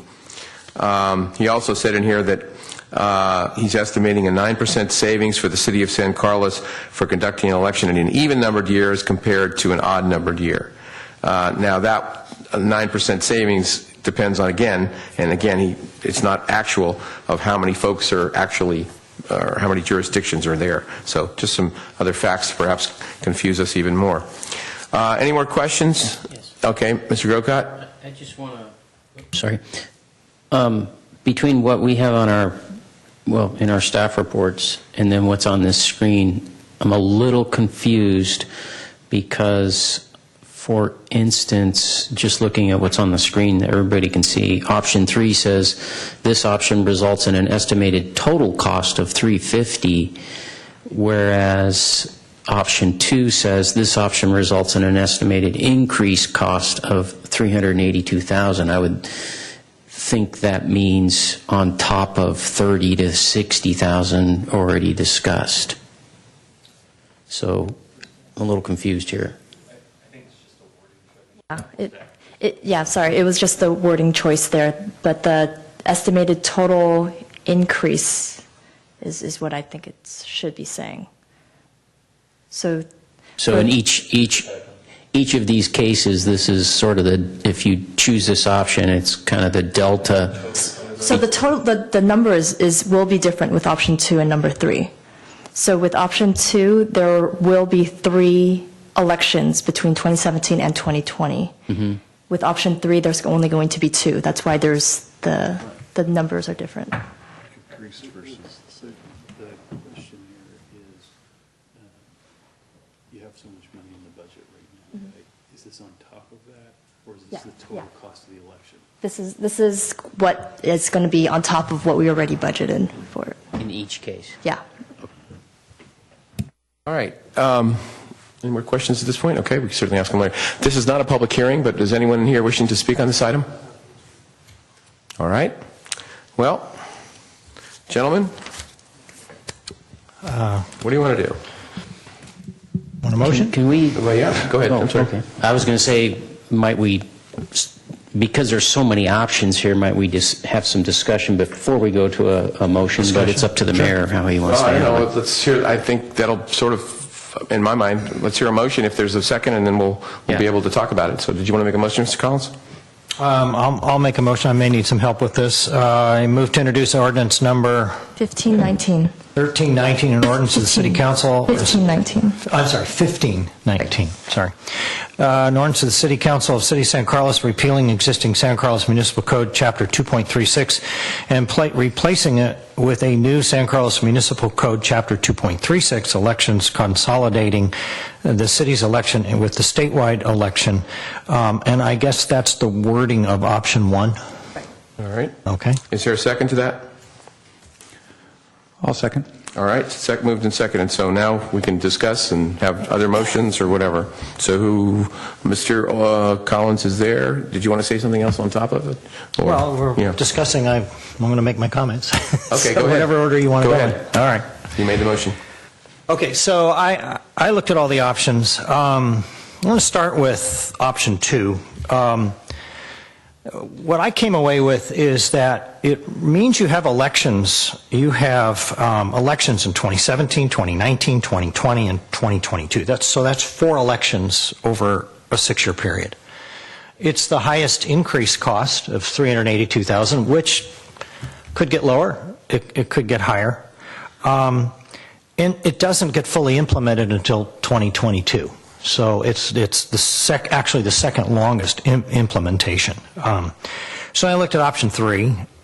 It spreads out 4 elections over a 7-year period. It's almost as expensive, $350,000. There's no implementation until 2024, which is the longest period. And then option 4, you have elections in 2017, 2018, 2020, 21. That's 4 elections in 5 years. And in 3 of these cases, you have elections in odd-numbered years, which was pointed out, you have decreased voter participation. And as Jeff pointed out, the whole underlying goal of this was to increase participation. We want to increase the participation in the democratic process. Secondarily, obviously, it is to lower the cost not only to the city but to the county. And option 4 was not much cheaper. It was about $207,000. So then I look at option 1, which what immediately came to mind was an $18,000 savings. It is actually the soonest implementation, so it actually gets people full voter participation or the opportunity for full voter participation that much sooner. And then the other thing is that 18 to 24 jurisdictions have already voted this way, and I think the mayor pointed out there are 40 jurisdictions. So if you basically 75% of those people who've already voted have voted to extend the terms, which tells me that if that trend continues, who knows what happens to these numbers if we vote for one of the other options. Maybe they're low now, maybe they go up. I don't know. But, the other thing that struck me is that, we've, when you have lower voter turnouts, and this seems kind of counterintuitive because people might be thinking, well, you just want to serve an extra year. Well, when you have an election in a lower voter participation environment, that favors incumbents. You always talk about people that, or you hear these arguments that, certain incumbents want a low voter participation because people aren't paying attention. So they want an election where not many people show up because that means that, they get reelected.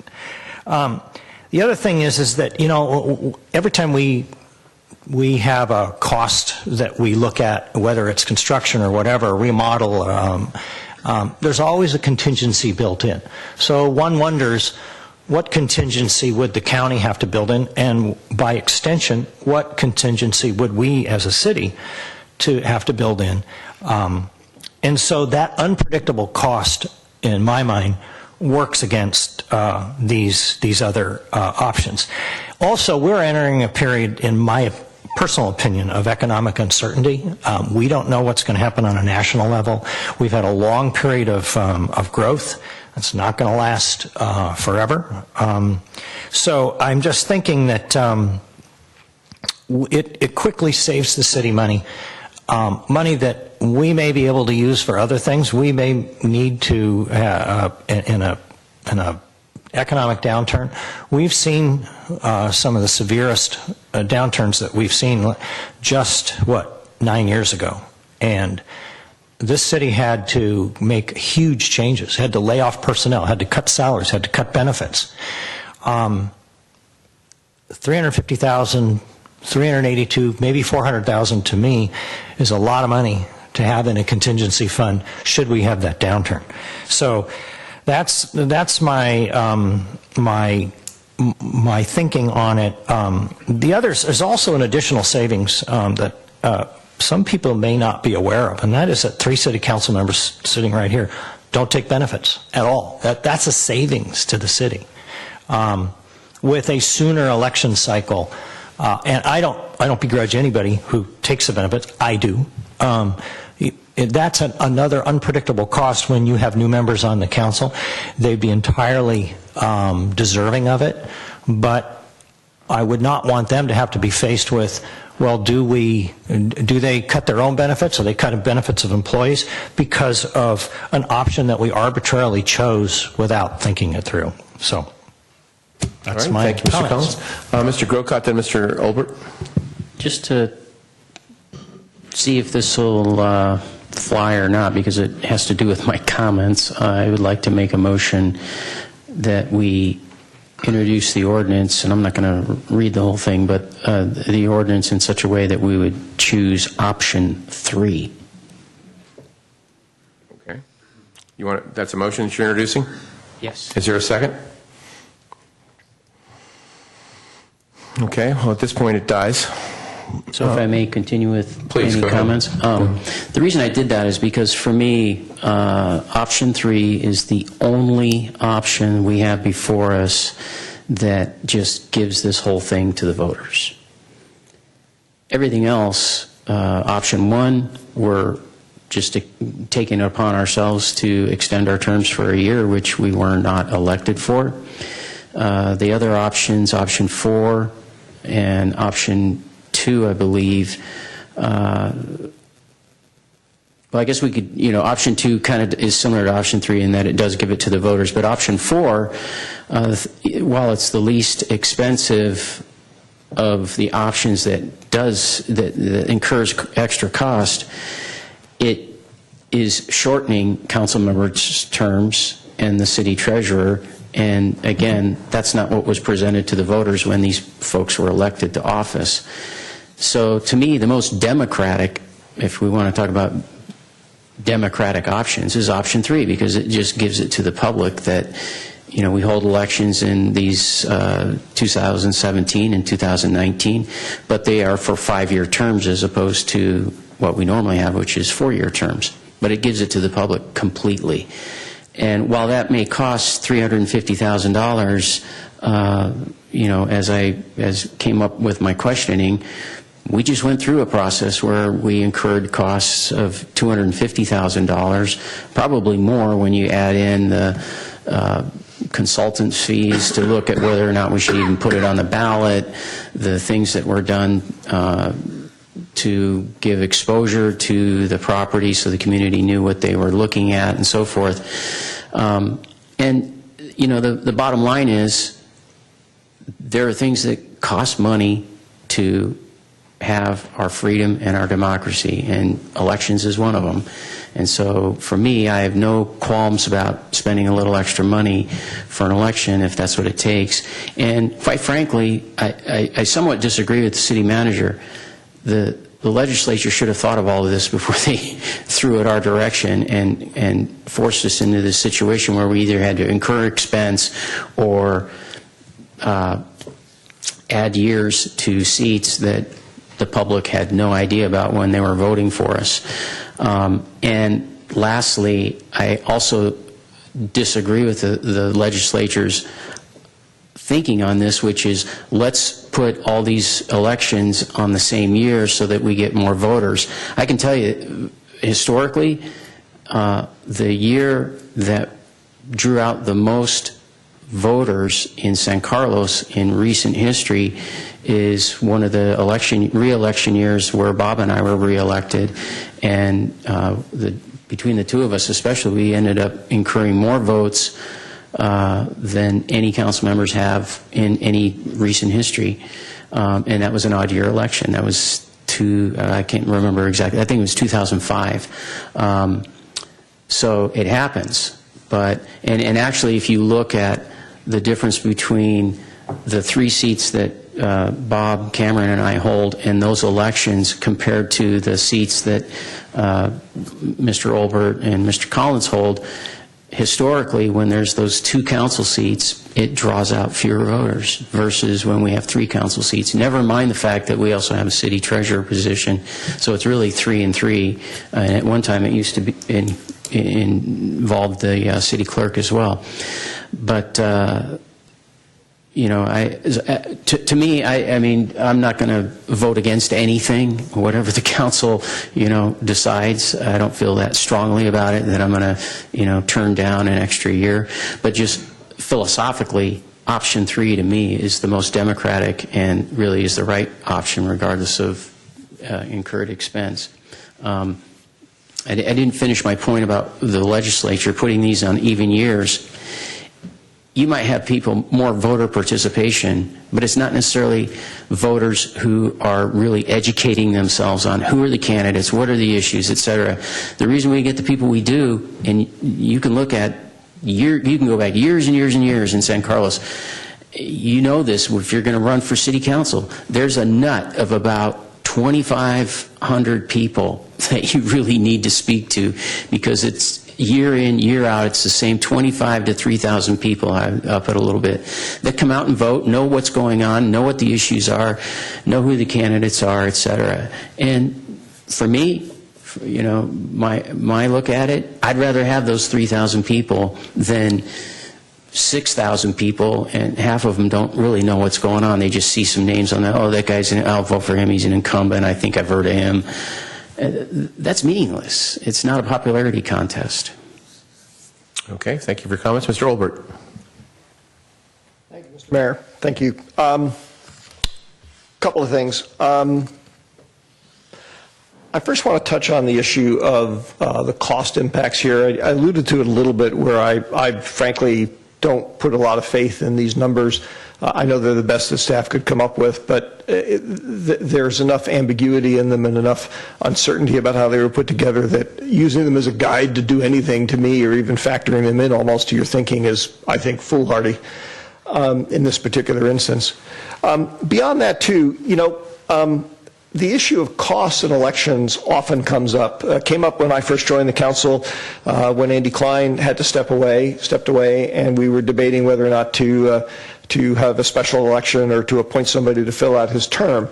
And I remember thinking at the time, you know, to give you an analogy, worrying about the cost of an election is almost like walking into your favorite burger joint and being told that hamburger you just ordered is going to be delivered to you without a bun, because it's been determined that buns don't actually provide most of or hardly any of the taste experience of getting a hamburger, and they cost money. So we're just going to leave it out. It just makes it a lot messier to eat the hamburger, and it's not as enjoyable of an experience. And to me, you know, elections and having to deal with having an extra election or two on occasion, that's what we manage our money to do. It's probably the most important thing, I think, that we do, is to give the people a voice in who gets to make decisions on their behalf.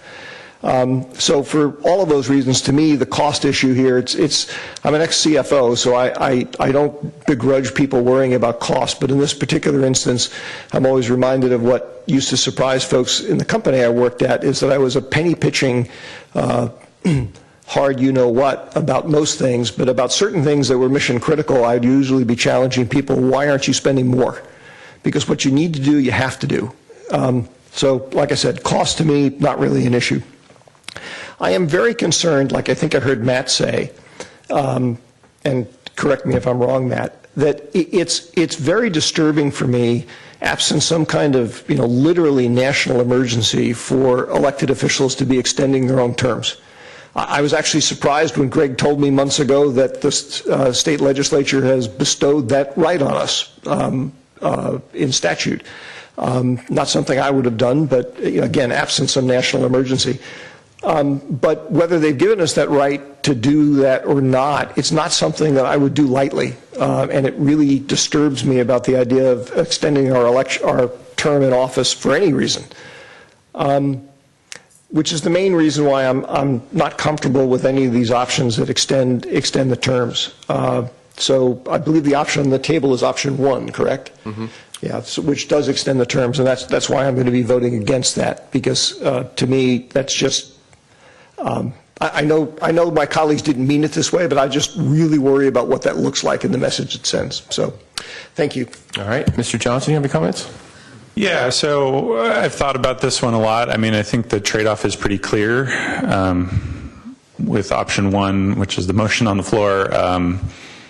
If you support it, you get more voter turnout, more participation. That's a good thing. You get less cost relative to the other options. That's a good thing. The other side of it is it looks like you're giving yourself a perk, and so people may look at you sideways and say, what are you doing? And this is typical politician behavior. You're giving yourself a benefit that the voters did not bestow on you. So, like Mark said, that's, it's concerning to me, and I've kind of wrestled with this issue. And what I've been doing, this is an issue that has been sort of percolating throughout the county and throughout the state now for, 9 months or so. And the question is, is this an issue where it's creating a lot of public concern? As was mentioned, there's over a dozen agencies that have voted to extend. Recently, a letter was mailed by the State Board of Elections to every voter in San Carlos, letting them know that the community college district had voted to extend. I've talked to a lot of people and asked them, what do you think about this? Does this concern you? I haven't heard anyone say when I've reached out that this is concerning to them. I haven't received a single email on this. I don't think there is any public comment here wanting to talk about this particular issue. So my sort of sensitivity antennae have been out there looking for someone to say, hey, this is wrong, don't do this. This is a violation of what the voters intended, and I haven't seen that sentiment. And so given that, and given that I think it's, this option increases public participation and reduces the cost, and I generally support the idea of trying to increase voter turnout overall. In this case, I'm comfortable with option 1. I would say, just for the purposes of discussion, to Matt's comments, if we can't agree on option 1, my next best choice is option 3. So, but I'm okay supporting option 1. Okay, thank you. My thoughts actually just mirror. You said all the words I was going to say. I've spoken to some people and read some articles about the Burlingame Council. San Mateo has to do this because they're a charter city. They've got to go to the voters for some of this. The San Carlos School District felt that they were elected for 4 years. Burlingame, the same way. That was very, very evident in the comments, at least that I read in the newspaper. They were elected for 4 years, not 5 years. The greater participation, I didn't realize there was the disparity, quite honestly, that we had in the last few elections. I do agree with Matt that in 2005, I think when I first ran, it was your second time. Because of the number of people running and the quality of the people running, I think it got a lot more votes. But it's really difficult for me. I'm not one to, again, throw, as Mr. Obert said, being a former CFO, I'm not one to throw around nickels or hundreds of thousands of dollars around just on a lark. But it's really a difficult call for me on this one. And I'll see where we end up. If we don't pass number 1, I also agree with Mr. Excuse me, Mr. Johnson, that number 3 would probably be my second choice. If I shouldn't say second choice, alternate choice. So, any more comments or questions? Otherwise, we'll call the question on number 1. All right, I don't see any, so call the roll. Councilmember Collins? Yes. Councilmember Grocott? No. Councilmember Johnson? Yes. Councilmember Obert? No. Mayor Grisilli? You guys are bad. Isn't it fun being there? Swing vote. Sometimes it doesn't pay to vote last. No, it doesn't. I was hoping it would be 3-1, and I wouldn't have to worry about it.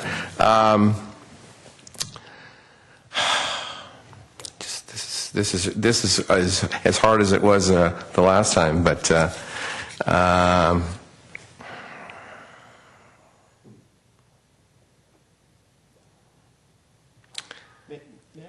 ahead. Just a comment sparked partly by something Cameron said. Cameron, I'm not trying to say you meant it this way, because I appreciate the fact that you're trying to get the pulse of the people on this thing. But there is a role, I think, sometimes for doing what's right, particularly when it can go either way, and people aren't necessarily speaking out about stuff. So, Mayor Grisilli, I don't know if that helps you or not, but if there's one option, one side or the other that you feel is the right one, then go for that. The difficulty is that I'm involved in the direct, I'm directly involved for this item. So if I vote yes, then I'm extending my term, my personal term, 1 year. Granted, I might be extending your terms too. We're all involved. I understand, but the three of us go first. Yeah. Okay. Yeah. Like I said, that's the thing that's getting me going. Whether that's the appropriate thing to do, Mr. Johnson's comments again. As he said, he put his antenna out, and there's not a hue and cry that's running. People aren't coming in with pitchforks and fire, going, "Hey, you can't do this." So it's an odd move. I don't mean to make this dramatic. I apologize. So I will vote yes on this item. So 3-2. All right. Okay, that was 9A. So we'll move on to 10A, consideration of appointments of the City Council subcommittees and ad hoc committees for 2017. Does that anyone have a report on that, or are we just going to talk about that ourselves, I guess? Yeah, I can just kind of set this item up real quick. Every year at this time, after the selection of a new mayor, the council takes a look at their current subcommittee and outside committee appointments. We send that list out in advance, ask for any comments from council members in terms of any changes or anything they'd like to see in their committee assignments.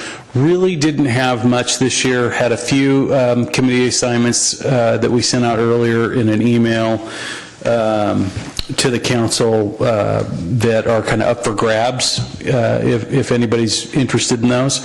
And with that, we're happy to help facilitate your discussion, but you guys usually hammer this out in short order. Mr. Mayor, if I may. Sure, Mr. Johnson. Yeah, so I think the list that Jeff sent around are all things with your name on them? With my name on them. So you and your wife have a talk. Do you want to do some horse trading? I enjoy serving in the capacities that I do. I felt that over the past year I was maybe a bit overextended, and I do have a full-time job, and I do have young children. And so I was hoping this year to potentially take on a slightly lighter load if there was anything on the list that any of my colleagues wanted to volunteer for. Mr. Olbert, I'm sorry, your button's on, I think. Actually, I'm not sure if it was, but Jeff, are you... Mr. Collins, I apologize. Mr. Collins, I'm sorry. Mr. Collins' button was on. I apologize. Go ahead, Mr. Collins.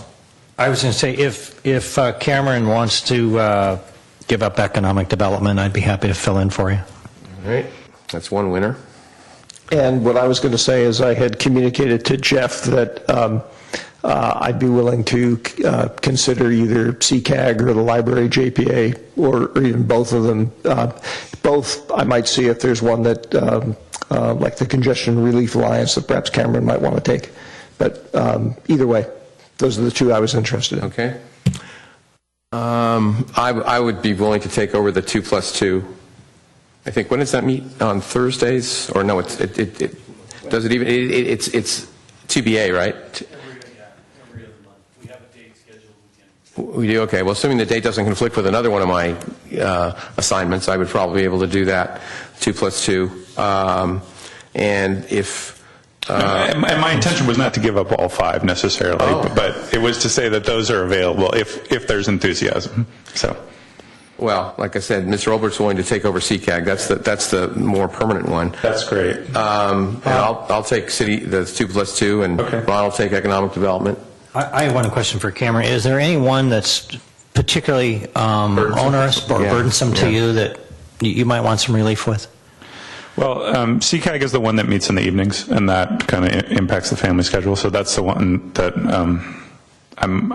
would be most interested in shedding. So. All right. Mark's willing to take that on. Same thing, Library JPA meets, again... In the mornings. But it depends on what day of the... Yeah, that one's not too bad. I'm happy to hold on to that. All right, you hold on to that one Yeah. then. Okay. So the only one is the parking subcommittee, and I can serve on the parking subcommittee, because we don't meet regularly on that. So basically what we have is the same schedule as last time, except that Mr. Olbert will take over on CCAG, Mr. Grisilli will take over 2+2, also parking subcommittee, and Mr. Collins will take over economic development subcommittee. Is that right? Any other questions or changes? And if you Go ahead. If you hear an applause that's coming from off that direction, that's my wife. That's your wife, clapping. yeah. My wife too. Maybe should I I'll just say... Maybe I shouldn't have said anything. Thank you, gentlemen. I appreciate it on behalf of me and my wife and kids. All gifts gratefully accepted. But okay. All right. Do we need a motion on that? Okay. So would you call the roll, please, for the items that I mentioned? Any questions on this? Otherwise, everybody understood where we all are? Mm-hmm. Okay. Go ahead, Crystal. Councilmember Collins? Yes. Councilmember Grocott? Thankfully, yes. Councilmember Johnson? Yes. Councilmember Obert? Yes. And Mayor Grisilli? Yes. All right. Thank you, gentlemen. All right. Item 10B, consideration of adopting a resolution appropriating $300,000 from Capital Fund 25 for the removal of eucalyptus trees along the San Carlos Avenue and review conceptual plan. Oh, I apologize. I didn't ask if anybody had any comments on that, but considering it was sort of an internal thing, I didn't think anybody from the public really cared who showed up, as long as somebody shows up. So, okay. Al? Good It's all evening. yours. Thank you. Good evening once again, Honorable Mayor, members of the City Council. As you're aware, a large eucalyptus tree adjacent to the Arundel Elementary School parking lot recently fell down, completely blocking the traffic on San Carlos Avenue during commute hours. And so tonight, staff is before you with a process for the potential removal of all the trees along San Carlos Avenue, and I'll explain that. But first, just a little bit of background. The historical resource inventory of the city of San Carlos says that the eucalyptus trees along San Carlos Avenue were planted in 1892 by Timothy Phelps. And the municipal code defines them as founders trees, and each of these founders trees requires a special permit. Several trees over the years have either failed or have been removed, and a historic evaluation that staff had completed back in 2015 determined that the stand of trees doesn't qualify as a historic resource anymore. And just to give you a reminder of how the trees look, as on the left-hand side of your screen there, you see a northbound-looking photograph. That's some of those very large eucalyptus trees with multiple branches. In the center, again, a northbound view, and in the on the right-hand side, a southbound view of the eucalyptus trees. Eucalyptus tree failure is fairly common.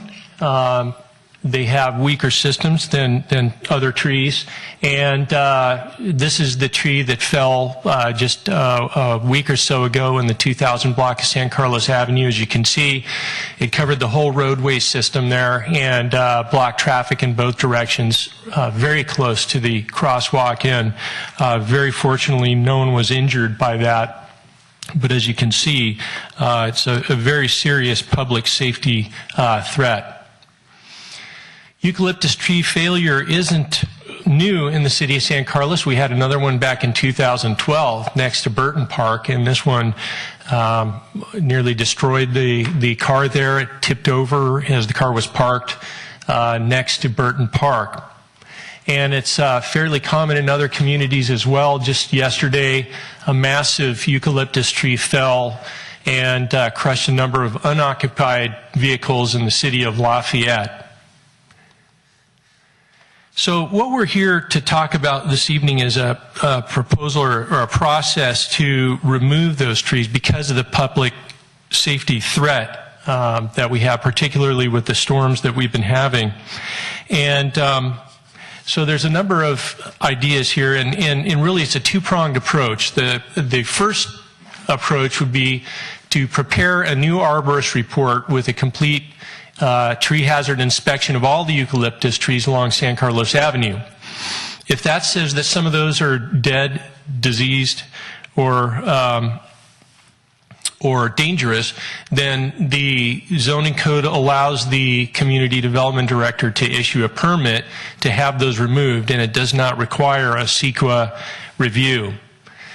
So the second part of it would, and of course that would include, any of this would include extensive public outreach.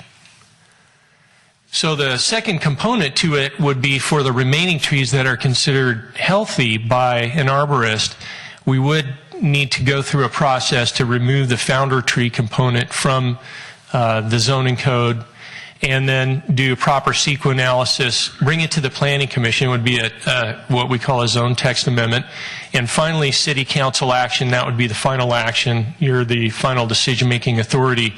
And then once that's done, proceed with the tree removals.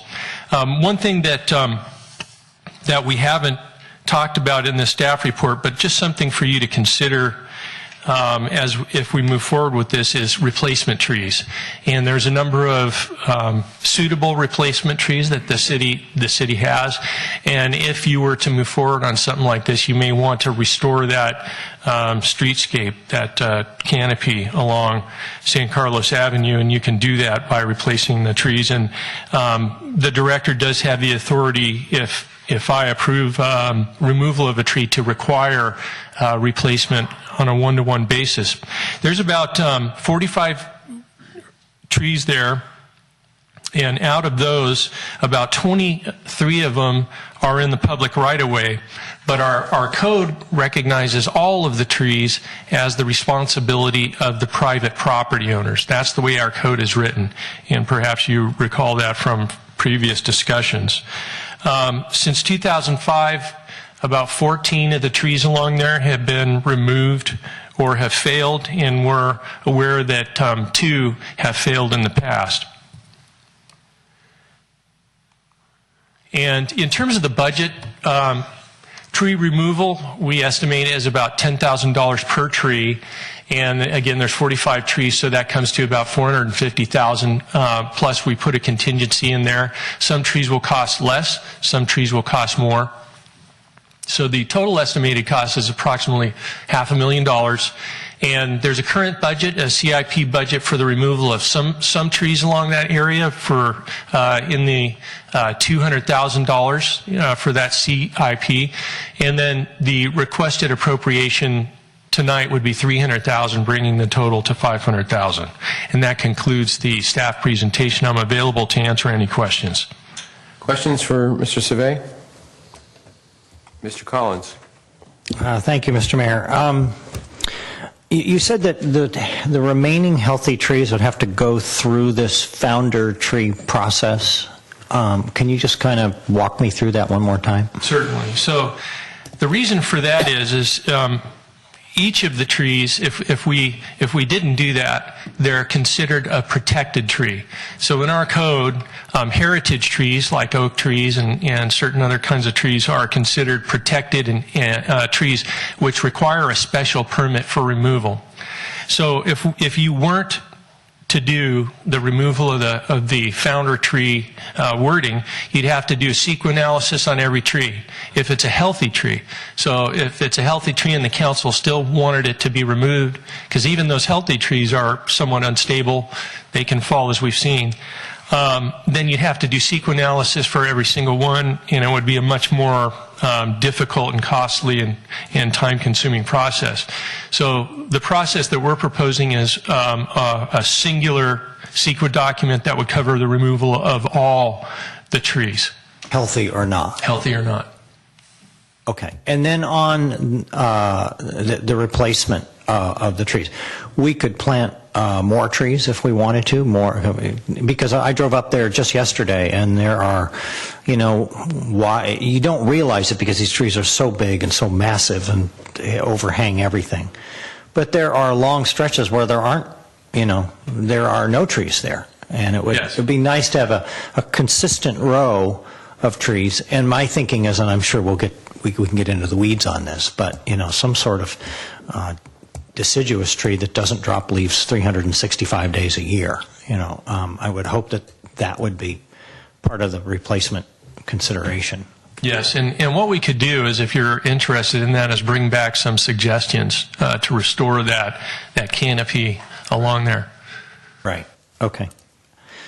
Trying to think if I had any other. I don't have any. What about? I suppose this is probably a separate item of having a future ordinance that would basically ban the planting of any eucalyptus tree, no matter what its genus or species. I don't know what the proper term is. But that's obviously something that we would deal with later, because, there's no sense in just putting ourselves back into this situation at some point in the future. Yes, we could do that too, and that's probably a good idea. Okay. Yep. Okay, thanks. Mr. Grocott? Okay. Mr. Olbert? Thank you, Mr. Mayor. Thank you, Al. I want to make sure I understand something here. So of the 45 trees, you said roughly half of them are on private property? Yes. And I'm trying to understand how, prior to us acting on this budget request tonight, if we decided that there was a public safety issue and the trees had to be removed, you said the responsibility for keeping the trees up rests with the private property owner, correct? So I think I heard you say that. Well, it's their responsibility in terms, yes. So would that mean that they would be required to undergo the process and cost of removing the tree? They could be. What this item's proposing is that the city's stepping in because of the large-scale cost associated with these trees. But, for example, if we had a tree, and correct me if I'm wrong here, that was in the public right-of-way that was failing, the city would have the option, because it's in the public right-of-way, of just taking it down themselves. Or we could actually pursue the property owner and require them to pay the cost. Okay.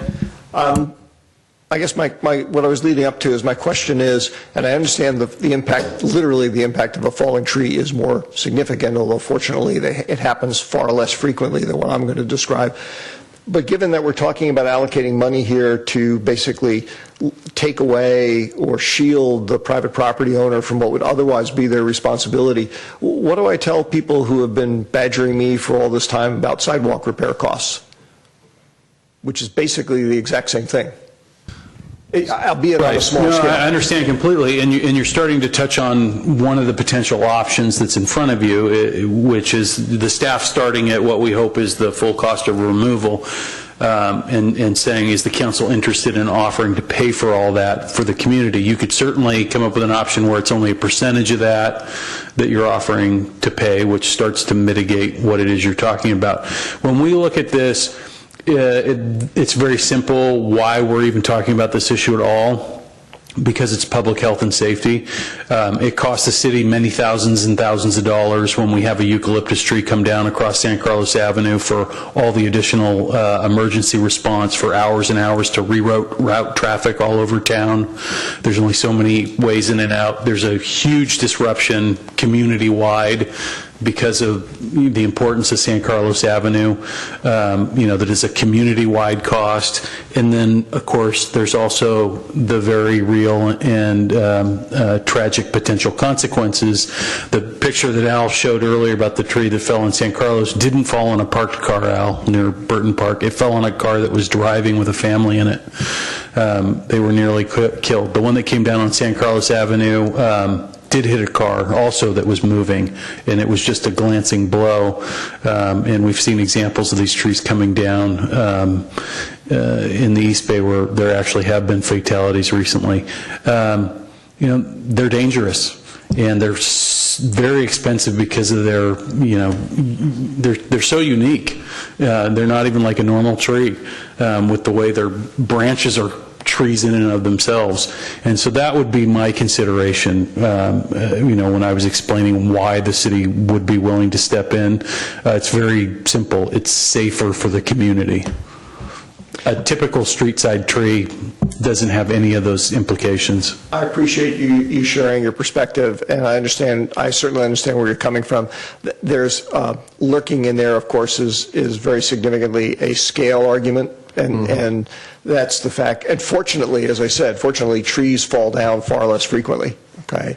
There are similar, albeit at smaller scale, impacts every time somebody gets injured falling on a sidewalk, and the paramedics have to mobilize to go out there and deal with them. So I don't want to belabor the point any more here than we've already talking about, because we've got a specific issue to deal with. But I just would ask staff to be cognizant of the fact that I can already hear the sort of cries of cognitive dissonance of, wait a minute, this doesn't seem to make an awful lot of sense. One other thing real quick that I meant to mention, Al touched on it earlier, but that's also that these trees in the municipal code and the general plan have carried a unique designation for decades, which has made it harder for these trees to be removed by property owners and do maintenance on them and whatnot. That isn't the same designation as you'd see in other trees around the community, and that's that founder. This would be it's not all of them, but it's for those ones that are designated as founders trees, which makes them uniquely difficult to own and maintain for a private person. I can certainly understand that. That to me is almost a separate issue of removing the founder tree issue. Okay. Thank you. Mr. Grocott and Mr. Collins. Thank you, Al. The situation where the tree fell most recently on San Carlos Avenue, that was on private property or city? In the city, right? It was on the school property, I believe. Is that it's in private property? Okay. Right. Okay. And so in that case, the liability for removal and other things that happened that day, where did that fall? Property owner. So the property owner is paying for the removal, and do they end up paying any for reimbursing the city on, need of fire or police or anything like that? So they'll be going to their insurance company for this.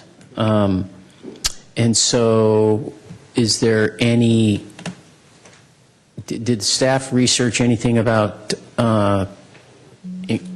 reducing some of these costs by working something out with the property owner where they have to pay, maybe, and if they do, they go to their insurance company and see if they can recoup, I don't know why this is going in and out, recoup some of their costs that way? Yeah, we didn't do that research yet. Did not? No, we did not. Yeah, but we could still do that. We could. As a part of it, okay. And then last question, I know we removed the black bark eucalyptus. That was, along Burton Park. And now we've got these on San Carlos Avenue. Other locations in town where we might have trees, especially next to the roadway, next to the right-of-way, like we do on San Carlos Avenue? Is there anywhere else that exists that we know of? I'm trying to go around the city in my mind. There probably are, and we can take a look at that. We haven't done that most recently, but I'm sure there's probably other locations. There's a large grove on the Black Mountain property. But that's on the property. Yeah, it's a ways away from the road and kind of behind houses. But having said that, I think Al might be right. If you think up in that neighborhood off of Coronado and that area, there might be some others that are right next to the roadway. Mm-hmm. Yeah, okay. So we might be visiting this again beyond these. Could be. Could be. Okay. All right. Thank you. Sure. Mr. Collins? Thanks, Bob. I was sitting here looking at Yvette and thinking, what would Randy be saying or thinking? But that leads to my question, which is, have any homeowners contacted the city and in the past and asked the city to remove a tree or help them remove a tree or contribute to the cost of removing a tree?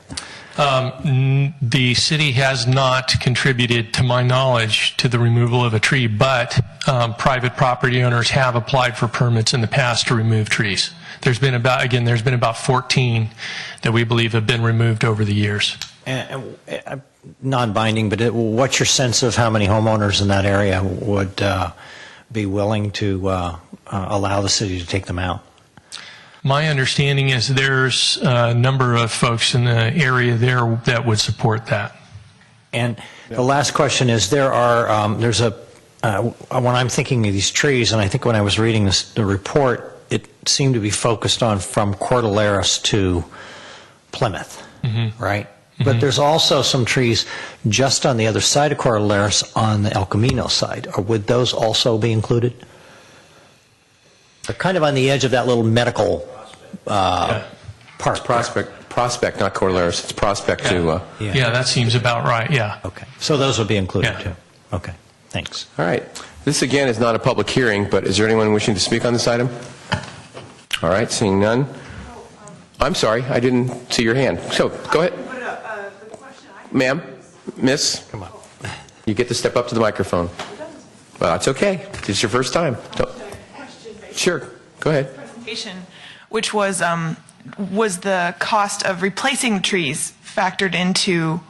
I don't think so. No. Okay, so that was just hasn't been. Yeah, this is just the removal cost. Yes, we'll have to appropriate some other money for that. No problem. Thank you for participating. Not a problem. Don't be worried about it. All right. Entertain a motion.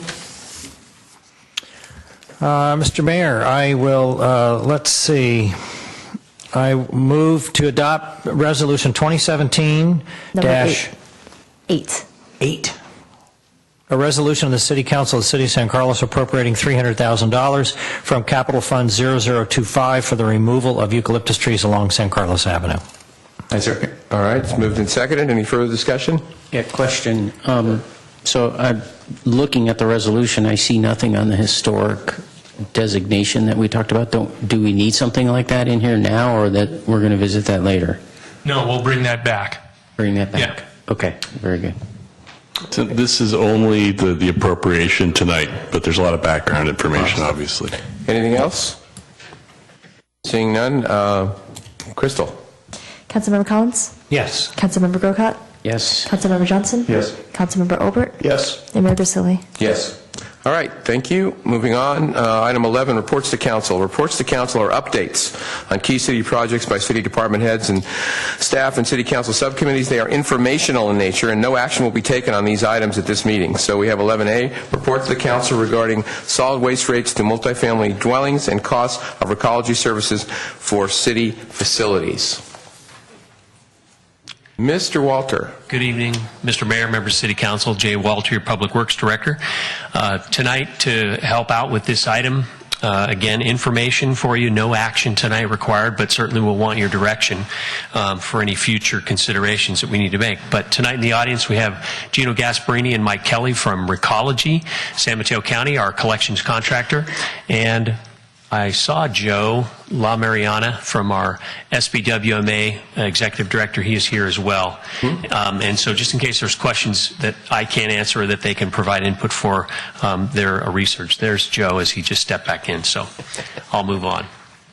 So to give the council and the public a little bit of background again, as it related to the 2017 solid waste rates, back in September, the council reviewed several options for the 2017 solid waste rates. Largely at that time, we were focusing our attention on what we considered to be a disparity between the cost of services and the rates charged for our commercial and residential customers. So in November, the council decided to set rates for 2017 that begun to help reduce that gap, especially between our cost of commercial and cost of residential services. The questions that came up in that discussion, one was council asked about the cost of services that were provided to city facilities, which are currently funded through the rates charged to all city customers. So tonight we brought back some information for you on what those costs actually are and the background for why they're currently paid the way they are. And then also council asked about the cost of carts for multifamily dwellings of 5 or more units against the cost of the same size cart for single-family residential customers. So we've brought you back some information as well to stimulate the discussion, and then we hope provide some future direction for the 2018 solid waste rates. Hard to believe we would already be even thinking of that. Okay, so just some background again for purposes of discussion. Per the current franchise agreement, which is how we are set up to have solid waste collection provided for the city of San Carlos, the definition of commercial, it says that collection also includes service provided to multifamily dwelling customers and agency facilities. So by nature, in the franchise agreement, the definition of commercial includes the multifamily dwellings. And by the definition of multifamily dwelling is an individual residential premises in a building that contains 5 or more individual units. So the idea that our multifamily is covered under the commercial rates is by definition, and that's part of our franchise agreement. And then in single-family residential, that's anything that is either single, double, single, duplex, triplex, fourplex, or condominium townhome that has no more than 4 units. So again, the categories for residential include those properties which are up to 4 units, and then the commercial category includes those multifamily dwellings that are 5 or more. And so those are just basically definitions we have in the current franchise agreement. So a little bit of background on the CART rates. So over the past 7 years or so, there's been a real significant effort to create an incentive for residential customers to divert more of their waste to recycling. And we've done that essentially by lowering the cost of the price for the smallest residential garbage carts. So basically we have put that price below what the cost is to actually service that cart. But along the way, we gained a very impressive, almost I think it was almost 70% recycling rate from a residential perspective. So we did a very good job of incentivizing folks to get a smaller garbage cart and put more into the recycling containers. So at the same time, especially the last couple of years, we've been trying to look at lowering, and we've been successful. The council has approved lowering the cost of the largest residential carts, the garbage carts, in order to bring their rate in line with the cost to service it. So in other words, those cart sizes were getting charged more, and it was a holdover from previous solid waste rate discussions, and so we began to get out of balance in a couple different ways. And so we have a difference. As a result, now we have a difference in the rates for the same size carts for single-family and multifamily customers. That's the end result of the data that we've collected. So just looking at this data, there's a lot of numbers on the chart, but let me bring your attention to a couple of points that we can begin our discussion. So if we use the rate year 2013, the top table is for commercial rates, the bottom table is for residential rates. And if we look all the way to the right side at the 96-gallon cart, you can see that back in 2013, the cost for a commercial cart, a 96-gallon cart, was actually less on the commercial side than it was on the residential side. So as I talked before, we began to make adjustments on the residential side, and we look at what the current 27 rate year charges are, and we look and we see that on the commercial side we've virtually had no change in that 96-gallon cart. And that's because we've largely left the commercial rates untouched over the last 5 years while we focused on trying to create incentives on the residential side. And then we look at the 96-gallon cart on the residential side now, and we have adjusted that rate down in order to try to get it closer to the cost for providing its service. So in this picture, you can see how we've had changes in that cost for that residential cart. And that's one of the issues that came up from the discussions we had in November. Why is the cost of that commercial cart, which is exactly the same in terms of it's a 96-gallon cart, and it's in place in both residential and multifamily dwellings, why is the cost different? And so only offering information about the way the solid waste rate discussions have gone in the past, we have kind of graduated our way into some differences in the cost of that cart. So what's the difference between the service provided on the residential versus the commercial side? That is, what would be provided for multifamily dwelling units. The chart has a lot of the similar services that are available, such as the choice of the garbage cart size. You can pick whichever size you want. You're going to pay the current rate. You can get additional recycling and organics carts for an additional charge per cart, both for multifamily and single family.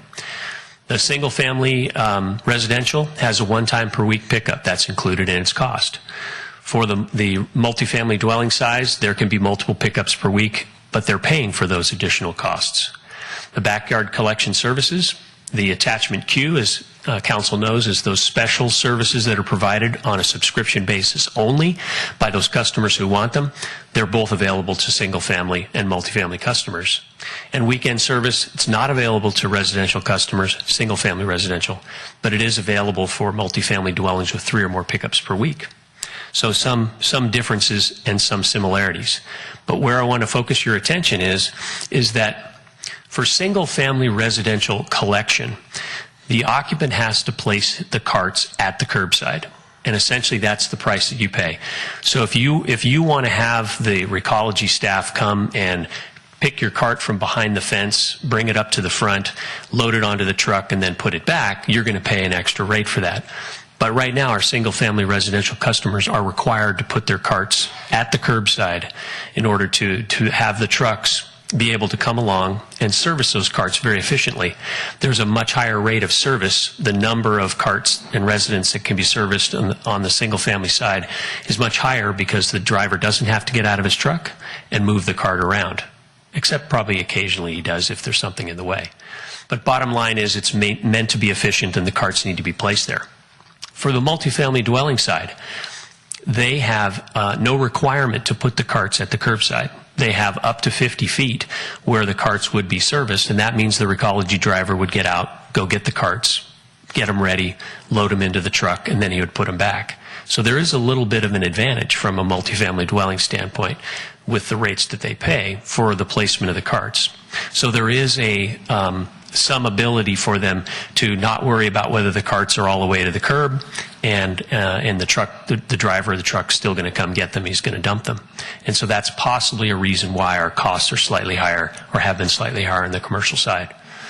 And then in the single-family residential category, each unit must have a cart. That's a price that's paid. But on the multifamily side, the units that have more than 5, they can have up to 5 units per 96-gallon cart. So there is some distinction between every unit having to have a cart that they must get to the curb versus the apartment dweller, the condo dweller can actually take his waste downstairs or wherever the waste bins are located and simply put it in there without any worry about getting it out to the curb on the day of collection. So there's some distinct differences between the single-family residential and the multifamily dwelling services that are provided. And as it relates to that, ultimately leads to differences in costs. Any questions on this discussion about the cart prices for single-family residential versus multifamily dwellings? Any questions from the dais? Okay, I guess we'll move on to the second part. Thank you, Mr. Walter. Okay. So the next question that came up at the November discussion was in regards to the city parks and facilities collection services that are provided. And that's a good question because we do have a number of city parks and facilities that have to be serviced on a weekly or more frequent basis. So in the current franchise agreement, those costs to service the city facilities are embedded in the rates charged for all of the collection customers in San Carlos. And when the request for proposals was issued for the current collection contract, this particular paragraph was included, which gave the agencies the discretion to leave those costs to be embedded into the rates for all the customers within the city, or they could have taken them out and caused them to be paid separately. And so at the time this RFP was issued, I presume, since I wasn't here, that there was some discussion at the city level about this, and it was determined to leave those costs and have them embedded in the costs for all the other ratepayers in San Carlos. So that's kind of the history of the decision about why the costs are not separated out now and paid on a separate bill from the city. So how much are those costs? So right now, with the help of Recology staff, we kind of teased out all the different city facilities and what services are provided and what frequency they're provided at. We came up with a bottom line of about $194,000 annual cost for collection services at our city parks and facilities and the city cans that are all around the downtown in particular, and at some other locations in the city. And so this is about 4% of the annual Recology collection costs. So that's the number that was asked for. So it is a significant cost, and it is something which currently is embedded in all the other customer rates that are paid. We also had a question about the street sweeping cost. So we've determined that about $8,500 in annual cost for sweeping is incurred for the city park facilities and the parking lots in the downtown area. So basically what we did was I measured out curb lengths and square footage of those facilities in order to try to figure out what percentage of the cost that was, that we would say, well, maybe that's the city's percentage of that cost. And the curb miles that we measured out were about 2% of the total miles that are swept in the city. So not a huge percentage, but still some of it. And it amounts to this $8,500, amounts to about 9% of the current $98,000 sweeping contract that we have. That is included in the rates that are also charged out to all the city ratepayers. So that's kind of the costs now for those city facilities and for sweeping and collection services that we have currently embedded in the rates for the rest of the ratepayers and per the franchise agreement. Thank you. Mr. Grocott, questions? Thank you. So the 194,000 that you said you teased out, that was teased out at the commercial rate or the residential rate? It's the commercial rate. The commercial rate. And so if I add those two numbers together, then what I'm seeing is 202.5. Roughly speaking. Roughly speaking. And since it is embedded with the current agreement, when's the first opportunity to unbed it from the agreement? More than the most logical place to do that would be with the renegotiation that we would do to extend the franchise agreement. So that would be effective at the end of the current agreement, which is December 31st, 2020. So that would be the most likely time to sort of unembed that cost. And it cannot be done before that? We would have to change the franchise agreement. So I won't say we can't do that, but I would just say that would be an effort of itself. Okay. Other question? No, good for now? Okay. Yes, Mr. Mayor. Oh, I'm sorry. No, I meant I was looking at him to see if he had to answer the question. Mr. Collins and Mr. Olbert. Yeah. Actually, Mark had his light on before. Oh, I'm sorry. Mr. Olbert, then Mr. Collins. You may go first, however. It's okay. Come on, guys. I had just a very quick question. So we add those two numbers, we get 202,000, and that is borne by the residents of the city collectively. That's correct. And how many, whenever I think of housing units in town, I generally use 12,000. Is that a reasonably accurate number? That's reasonably accurate. We use that also for our sewer accounts and that kind of thing. So roughly speaking, that's a good number. It's borne by commercial accounts as well, correct?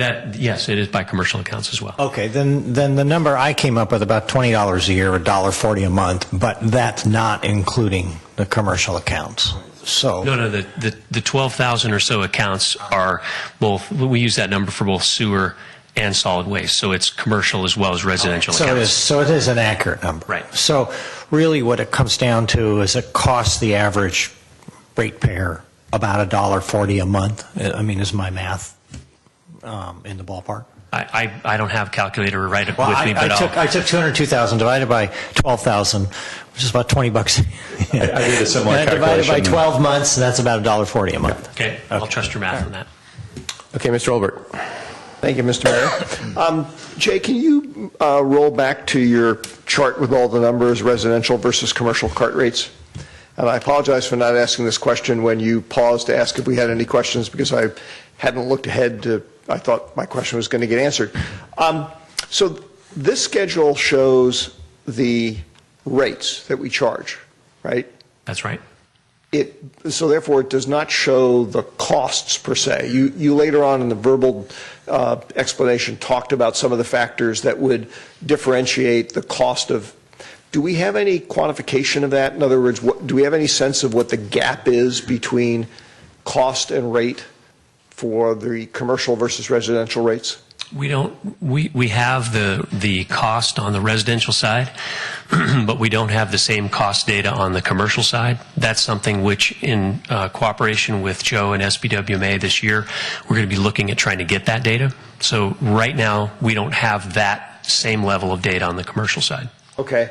The reason I'm asking is, it may only be for me, but for me at least, it's potentially significant in talking about the issue of equity between commercial rates and hence multifamily rates and the residential rates, because being a little facetious here, if I took your verbal description and, absent the numbers, if I said yes and those extra services cost $1 million, we'd all go, well, that's ridiculous. They're nowhere near worth that. Okay.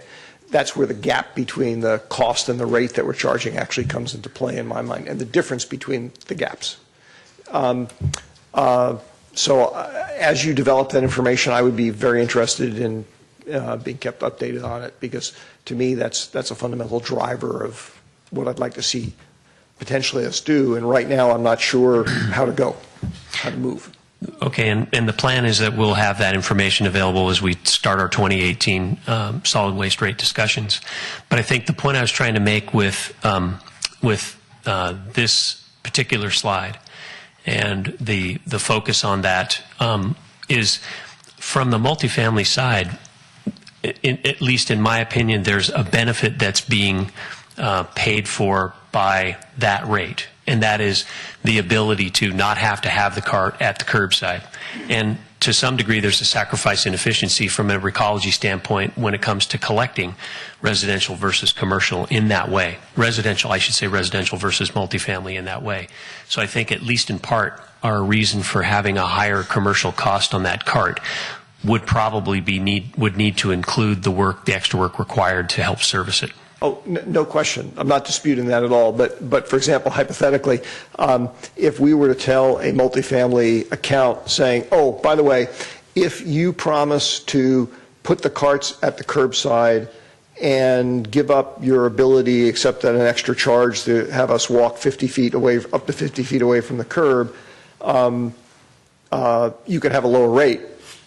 Then, you could have the single family rate.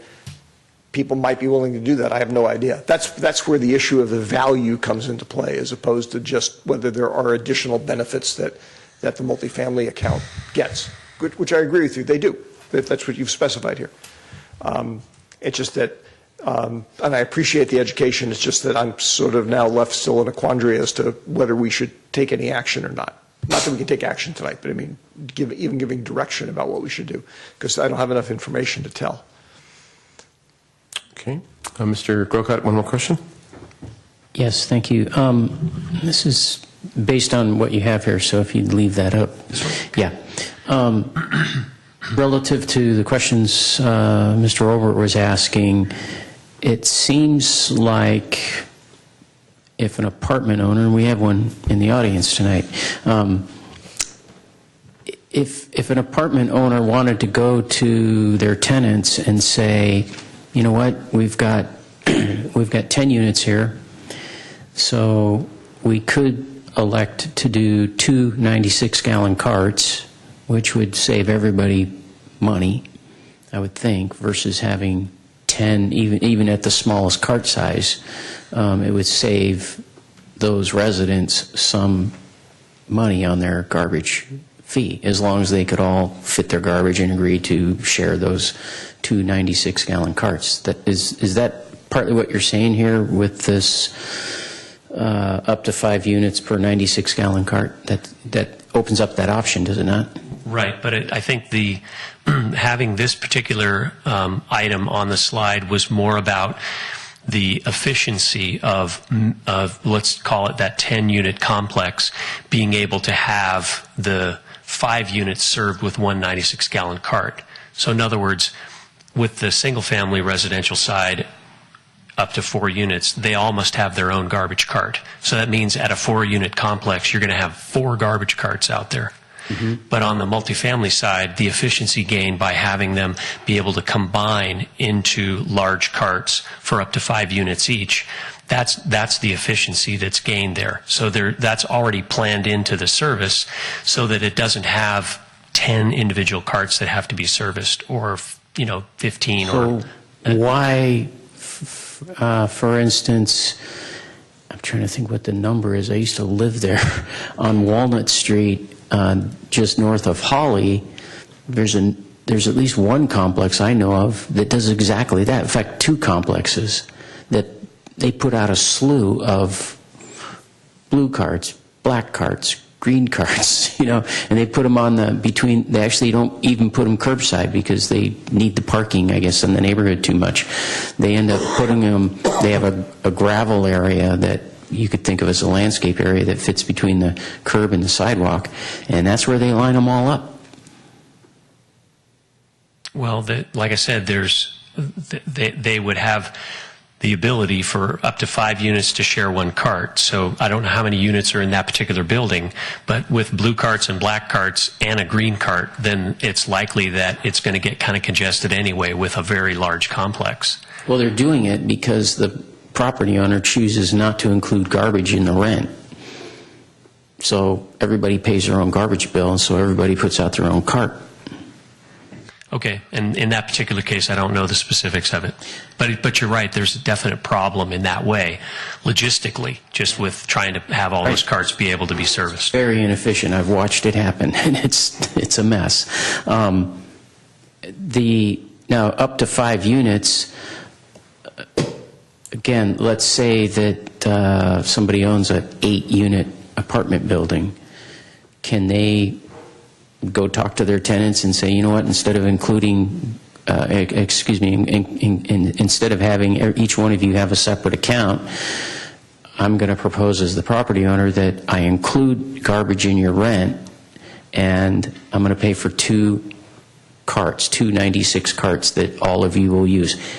That property owner has that option, because you're saying up to 5 units per can, but if a guy's got 8 units, he hasn't reached 10 yet, and he's not at 15, so it's not really multiples of 5. Am I right? It would be, say, partial increments of 5. I mean, again, it would depend on. I would envision that building owner would work with Recology to kind of help. They would help estimate how much trash and recycling is generated in order to determine the proper number of carts. Okay. All right. Good. Okay. We have one speaker card. Mr. Behrens. Thank you for waiting through the entire meeting. I had one additional question. Oh, I'm sorry. No, I already flipped off. Go ahead, Mr. Behrens, you go ahead. Mr. Behrens, please speak. Mr. Behrens. Okay. We'll get to you, Mr. Olbert. My name is Bill Behrens. I live at 7993 Elm Street, and I'm here representing the Elm Street Condominium Homeowners Association. I get a little frustrated when I prepare my remarks during the day, and then I come and Jay covers almost all my points. But let me probably duplicate some of the things he said, but let me do that, please. You might remember my issue. Next door to us, we have a 4-unit apartment. The Recology truck stops and empties 2 96-gallon carts, and the charge is $69 a month for each cart. They swing around the corner of Elm and Olive to our building, and they empty usually 3 carts, 3 96-gallon carts, occasionally 4, and the charge is $86 a month. Same size carts, I'd venture to guess the same kind of contents, and we're paying $17 a month more. The question is why, and Jay has answered it for you already. In the franchise agreement, the definition of multiple family dwelling is the one that's our building, more than 4 units. And we're commercial because by the definition of commercial, which says it's a business activity, and I'm quoting that phrase, we're included, and I think that's a little bit arbitrary. I've contacted Recology, and I think I've been assured that they'd have no objections if that definition was changed. The last sentence on page 1 of your staff report is the one that's of concern, which says that multiple family dwellings will be considered commercial. Equal treatment is all we're seeking. Residential waste is really the same, regardless of whether it's a single-family dwelling or a four-family dwelling or a larger dwelling unit. I left your November or December meeting with a sense that you wish to at least consider, I want to say now, not at the end of this year, treating us residential customers more equally than are being done at the present time. I didn't feel the staff report really addressed that issue as I expected. A couple of other comments. There was a question, one of you asked, I guess it was Mr. Olbert, what was the cost of servicing a 96-gallon cart? As I remember from staff reports of probably a couple of years ago, the cost was $47 a month for a 96-gallon cart. And I've looked at the note on the screen saying that carts are serviced up to 50 feet from the curb, and that's included in the cost for multiple family dwellings. I think, I haven't had a chance to check this, but I think we are paying extra over and above the cart rate for that service. I'll check that tomorrow and let you know if I find out differently. But I believe there is an additional charge, and it is not included for us. If I've raised any questions, I'll be happy to try to answer them. No. Okay. Thank you for your time. Okay, Mr. Olbert, I'm sorry. No, that's quite all right. Thank you, Mr. Mayor. I apologize. I just, I wasn't sure.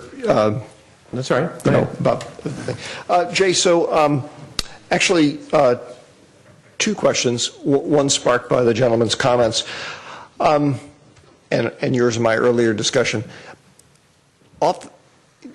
Would it be possible to change the definition of, or the labeling, categorization of an account, so that rather than based on the number of units that were on site, it was based on how they put the trash out? So in other words, for example, if you know, I had posed it as a hypothetical, but if they put their carts out and took their carts in, which I'm getting the sense is what you're saying you do anyway. No, we do that. Oh, you do not? Okay. But if they did, then rather than say, oh, well, this is a multifamily unit, therefore it goes on the commercial schedule, we say, well, but it's sort of acting like a single-family house that just happens to be multiple single-family houses on a single address, and charge it that way. Has anybody ever looked at doing something like that? We have not at this point. And off the top of your head, is there any reason why we couldn't do that? It would be essentially a reopening of this franchise agreement and a discussion with Recology about that, how it would work, and what ultimately would be the difference in terms of the cost, the rates that we pay now versus what we would if we changed it slightly. I may have been unclear a little bit. I'm actually talking about the rate setting side. In other words, independent of what Recology charges us. Those two don't necessarily, I mean, we have to collect enough money to actually pay the bill from Recology, but they don't have to map one-to-one.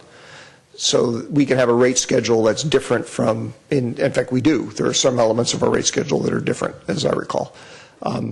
So I'm talking just about on the rate setting side. Well, I guess at this point in time, I would want to be able to take that back and talk it over with Recology and see, you know, what we would be able to do in that regard. Okay. But the city does set the rates, which ultimately, as you just said, we have to meet that revenue requirement to be able to pay Recology. So the city gets to set the rates. And so again, the structure of that, I would like to say we would be able to talk about that and come up with a way that we still would be able to meet our revenue requirement, And if that introduces a little more equity into the equation, then it's probably worth considering, especially as it's been brought up a number of times. Okay.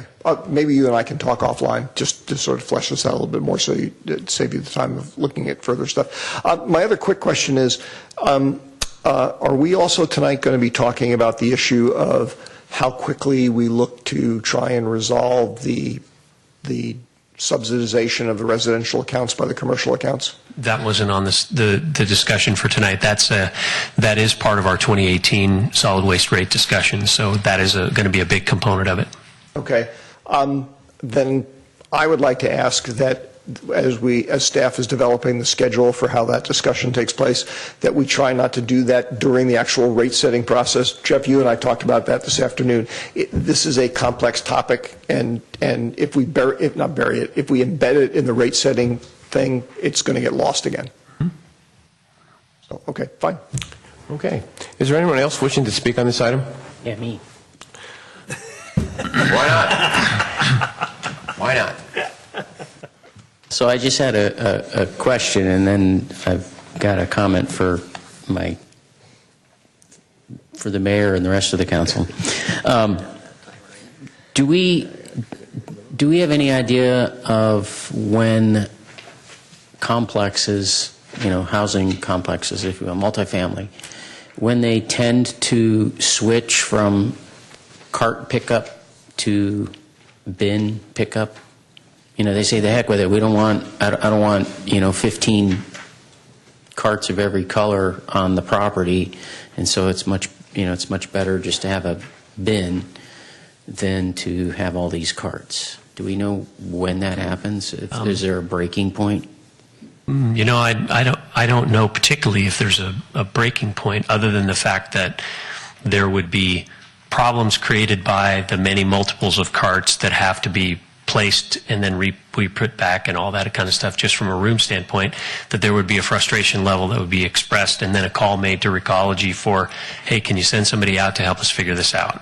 And then that would be maybe a tipping point, excuse the pun, for going from carts to bins, which would then be more consolidated and potentially take up less room. Correct. Yeah, they would. It'd be curious to me because, so where I'm going with this, council, is if we knew that, data point, then what we might discuss the next time we look at rates is something on the order of I'm sorry, I forgot your Mr. Behrens. What he was saying is, if it's residential in nature of any way, whether it's multifamily or single family or anything in between, as long as it's residential and cans are being used, then you pay these rates. And as soon as a residential complex switches over to bins to me sounds more like what you see, behind restaurants, and, although I've seen some restaurants that use cans as well, but, once you move over to that bin category, now you're paying some kind of commercial rate, which is probably, per pound cheaper when you're putting things in a big bin, I would guess. I don't know. But that would be the dividing point, and we would just, next time we look at our rates, that's the way we would set them. So the idea being that if it's carts, it would be essentially like residential. If it's carts and it's serving actually a facility that's residential in nature. So, if it's a cart, there's, like I noticed on Laurel Street, some of the restaurants there have these closets, outdoor closets, if you will, with big black and blue and green bins. Well, actually, you don't even use the green bins, but they have all their bins, like that. And they look like the same things we use residentially, but that's obviously a commercial service. But if it's some kind of multifamily residential complex and they're using cans, they get charged residential rate. Something that we can explore that for 2018. And then if we can have that information and look at it when we visit the rates. Okay. All right. Thank you, Mr. Walter. Okay. Sorry, Mr. Mayor. No, that's all right. Before long, I'll be back with the 2018. I just personally can't wait. But anyway, Mr. Behrens, thanks for coming. All right, we have 7F. So, Mr. Grocott. Let me find that and see what that is. There were two things. I Right, think F is... and K, yeah. F is the 100% So on airborne. F, I was just wondering, so this is to adopt an active unit with the 101 Airborne Division through the Americans Supporting Americans Adoption A Unit program, and I'm just wondering, could we, that seems like something that we should do publicly with it on the agenda, and maybe have somebody here from the unit to accept our resolution or whatever this is, our action. So that's the only reason I Well, pulled Chief, it. you want to just speak to that? I don't think there's any problem if someone wants to come after. Chief, you're the contact on this one, I guess. Right. I think we've just recently got designated the unit to get. I'm not sure what their status is right now. I'm not sure where they're at. But as we get through this, there'll be plenty of opportunities, I think, for us to bring the unit or have somebody come here and stuff. So I think we can do That that. was my only concern, that this was done on, I understand. Okay. Now, before we vote on that one, how about K? And Mr. Wait a Croker? minute, I have a question of Okay. Mr. Rothus. Sure. Sorry. That's all right. It's not a Chief, problem. Sorry.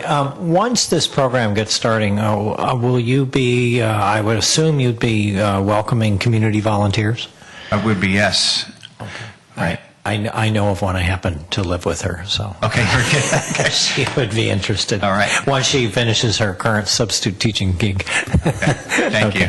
Thanks, Thank you. Chief. All right. Appreciate it. K? Mr. Grocott. So that's the last one? Right. Yeah. And so I pulled this only because with the rains and the damage we're seeing to our streets in San Carlos, I know personally I've been getting questions from people about, when's the city going to repair the pothole that's in front of my house and that sort of thing. And so I just wanted to pull this so that it does get highlighted. What this is about is supporting Assembly Bill 1 and Senate Bill 1, which urges the state of California to provide funding for transportation infrastructure to the cities, basically. And the way it would impact us is we would receive approximately $1.1 million. And so we hope that happens, of course, because as many people driving around the city have probably noticed, this winter in particular has really hit us hard in the pavement area, and we could use these funds. So I just wanted to pull it so we can highlight that point. Okay. So I'll entertain a motion to approve items F and K. So moved. Second. Right, it's been moved and seconded. Any discussion? Seeing none, roll call, please. Councilmember Collins? Yes. Councilmember Grocott? Yes. Councilmember Johnson? Yes. Councilmember Obert? Yes. And Mayor Grisilli? Yes. Okay, and flipping the next page, council communications and announcements. So, Mr. Johnson. I have nothing tonight. Mr. Grocott. So I did attend a meeting that is for the ALS JPA, and there wasn't a lot on the agenda, but it did include an update on their communications, improving their communications, their equipment, and so forth, which is an ongoing project, and they just gave us an update on the status of that. Just to note to the community, we are very well covered with the communication devices that they use, which allows them to communicate. Like, for instance, when San Bruno happened, the older technology is actually the more stable platform to communicate on, and so a lot of this is analog, but it does allow the different agencies, including federal and state, when they come in with their equipment, everybody can talk to everybody and be on the same wavelength, literally, with their radios.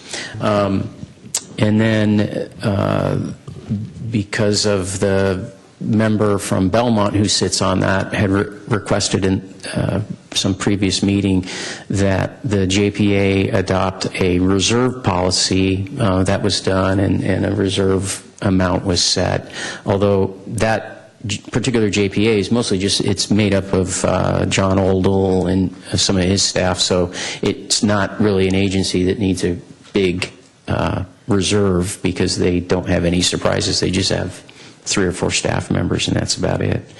So I went to that meeting, and by the way, I was telling Jeff, it was at that meeting that I sat next to somebody who was really, really sick, and then I found myself feeling really, really sick very shortly. Luckily, I was able to get over it pretty quick, but that's why I didn't make the council retreat. Okay, thank you. Mr. Olbert? Nothing tonight, Mr. Mayor? Mr. Collins. Just one comment. I had the pleasure of working at the farmer's market a week ago last Sunday. Because there hadn't been one in a few weeks, there were lots of people with lots of questions, and it was a lot of fun. So that's it. Okay. I was scheduled for Sunday, but we had some technical difficulties, so unable to. I was there, and Mr. Savay was there, but it didn't quite work out. So It's too bad because I showed down shortly after you left with a lot of questions. Why am I not surprised? Okay, I'm not going to cut you off this time, Mr. Malpe, like I did last time. Staff comments on city administrative business. Thank you, Mr. Mayor. This is less a comment and just more a public thank you. I'd just like to give my thanks to our Public Works crews who really are putting in a lot of extra effort this winter in responding to all these call-outs, storm. They're doing a great job really keeping the water flowing to get it out of town. And you know, every morning I wake up, I look at my phone first thing, expecting to see a text from Jay, and fingers crossed, so far I haven't seen it. So really hats off to the crews. They're doing an outstanding job. Ditto. All right. I think we are adjourned.